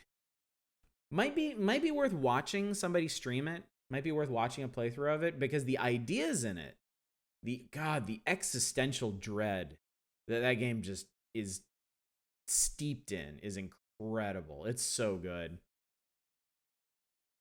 Fallout Sells Killer 7 plays Killer 8. I know some people don't like the main character in Soma. I think it's a very personal thing. I thought the main character in Soma is perfect. I had no issues with him. He seemed to respond to things in a way that seemed very believable to me. I can understand if you get annoyed with how he responds to things, but is within the context of the narrative, I thought it was a perfect fit. I thought if it was any more competent or capable of like rolling with the punches, I think that would have taken me out of the story, honestly. Killer is dead stream when? Whenever you guys get it in there. Oh, Fury Fight, I'm sorry to hear that. It's always a pain in the ass when your friends are being pains in the ass. C++ previously had a release date of early 2019, so it's possible it might not make its current release target either. I mean, we're flexible.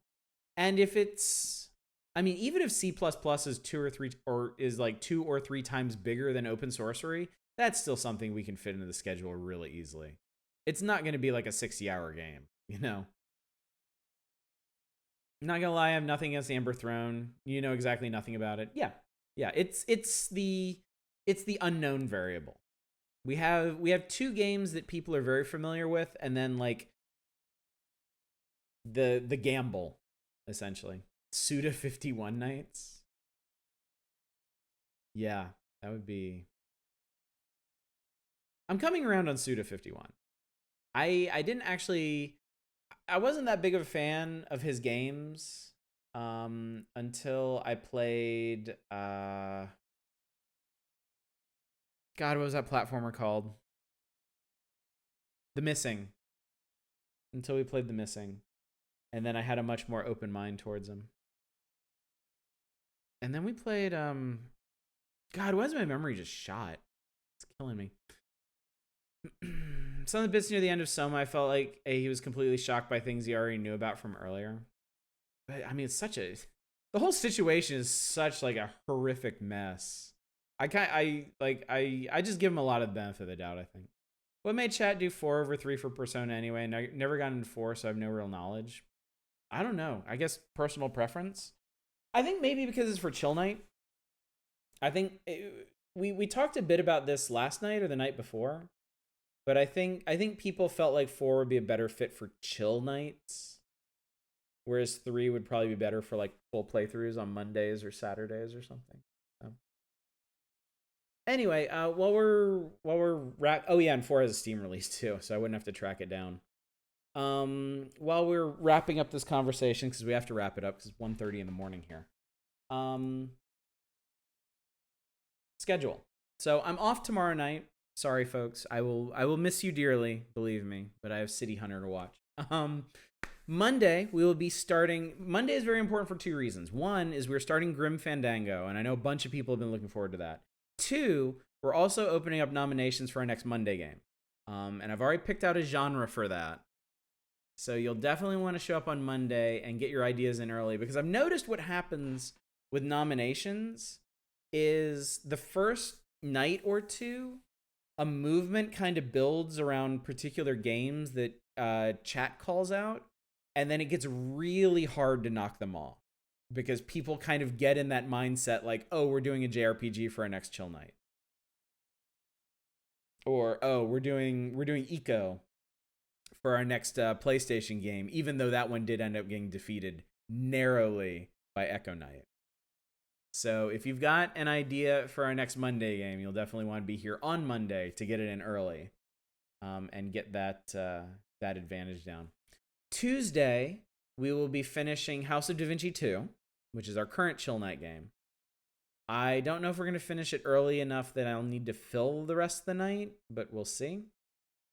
I wonder if Echo Far will be here for Echo Night. Grim, you didn't work on that directly. Did you help here and there on the side? I think you mentioned that, actually, Valiant, when we were voting on it, or when we talked about it before. But that's really cool. That is really, really cool, and I'm super excited to play it. Grim Fandango is one of those games that I've always wanted to play and just never seemed to find the time for it. Your biggest issue with Soma is one choice. Hate both the options. You're still pissed the option you would take is not available. I know which one you're talking about. And I think they did that for narrative reasons. I think maybe they didn't really have the resources to flesh that choice out any further, because it would have been more complicated. Any other choice would have been more complicated than the two that you get. So it may have been a gameplay decision, or maybe they were trying to make a statement about the characters too. Maybe they were trying to make a statement about Simon, that those were the only options he would see there. Sadly, work Mondays and miss that awesome game. I'm sorry, Fury Fighter. But don't forget, we also archive everything on YouTube. So if you ever miss one of the live streams, you can always catch up there. I remember playing Grim Fandango for the remaster when you had to bog down your computer and make certain section not run so fast it broke the game. I only ever played the demo of Grim Fandango. I think one reason I didn't play it when I was younger is I came to LucasArts adventure games through Curse of Monkey Island, which, I mean, let's be real here, is one of the greatest point-and-click adventures of all time, right? And then they made that really awkward shift into 3D. And while Grim Fandango seemed really cool, like it just played really weirdly. And then I did end up playing Monkey Island 4, which is just kind of like a strange, awkward game all the way around. So I don't think that helped my opinion or my initiative. I wasn't sure you mentioned it before. Your life's been very all over the place the last few months, sort of stuff. Oh, yeah. Don't worry about it. I'm glad you mentioned it again. It's good to have a reminder. First one is Escape from Monkey Island on PS2. Oof. Man. It's a good thing you still like adventure games. But yeah, okay. So Grim Fandango Monday. Finishing House of Da Vinci 2 on Tuesday. Wednesday will be more Grim Fandango. I don't remember how long that game is. But it's certainly at least 2 nights. Yeah, Curse is special. Curse of Monkey Island is a very special game. I really wish they made more games like that. Then or now or anytime really. Next Thursday, I'm not sure. Because we'll be done with House of Da Vinci and we won't be ready for our next chill night game. We may do a multiplayer night, or I may do a one-off chill thing like a Kirby game or something. We'll see. Next Friday will be another Itch Bundle night. We may be able to finish the rest of the big list with 1 or 2 outliers that I'm going to do on their own. But that'd be a pretty momentous occasion, getting done with that. And then 1 week from tonight, we start our next retro console game, which is going to be Echo Knight on PlayStation. Grim Fandango is 4 years long. It'd be fun to see you play the Quest for Glory series. I don't know a damn thing about Quest for Glory. I've never played a single one of those games. I couldn't even tell you what they're about. If you don't know, the remastered version of Grim Fandango has mouse controls. Okay, good. I did not know that, and I'm very happy to hear that. Quest for Glory 1 is your everything. Was big inspiration for the game. That's really cool. That is really cool, Manic. Or Valiant. Sorry, Manic is responding to you. Your name is Valiant. Okay. I have to stop before I ramble for another hour. It is my way. It's how I do things. Let me find somebody to send you guys to. Couldn't tell me what they're about even if you knew the series, because what they're about changes drastically from game to game. Well, that would be quite an adventure then, wouldn't it? All right, we have to raid Echo Far. I love Echo Far too much not to raid Echo Far every single time I see him streaming. And he's playing Monolith, which is like a game he is close to mastered, if not entirely mastered. So anyway, gangs, my pleasure, grandfather. Played Quest for Glory 1 over and over again for decades before he touched any of the sequels. Wow, interesting. All right, guys. Thank you so much for coming out tonight. Thank you so much for making Community Night possible by throwing in the Dragon Coins. Big thanks to Manic for organizing this one. If y'all don't know, if y'all aren't in Discord, Community Night is a night chosen entirely by the community. They decide what we're playing and what day we're going to play it. And Manic spearheaded the organization for all of that. Ran a bunch of polls to find out when people wanted to do this and what game they wanted to play. Also, thanks to Sacrificial Toast for putting forward Open Sorcery and helping me with the details tonight, getting through it. So, and just thanks to all of you. Thank you, all of you, for coming and spending your time with me. I really, really appreciate it. And it makes these evenings so much fun. And it makes them pass in just the blink of an eye when we're having this much fun. So, Anyway, guys, hopefully I will see you on Monday for the start of Grim Fandango. But until then, as always, y'all take care. Bye, everybody.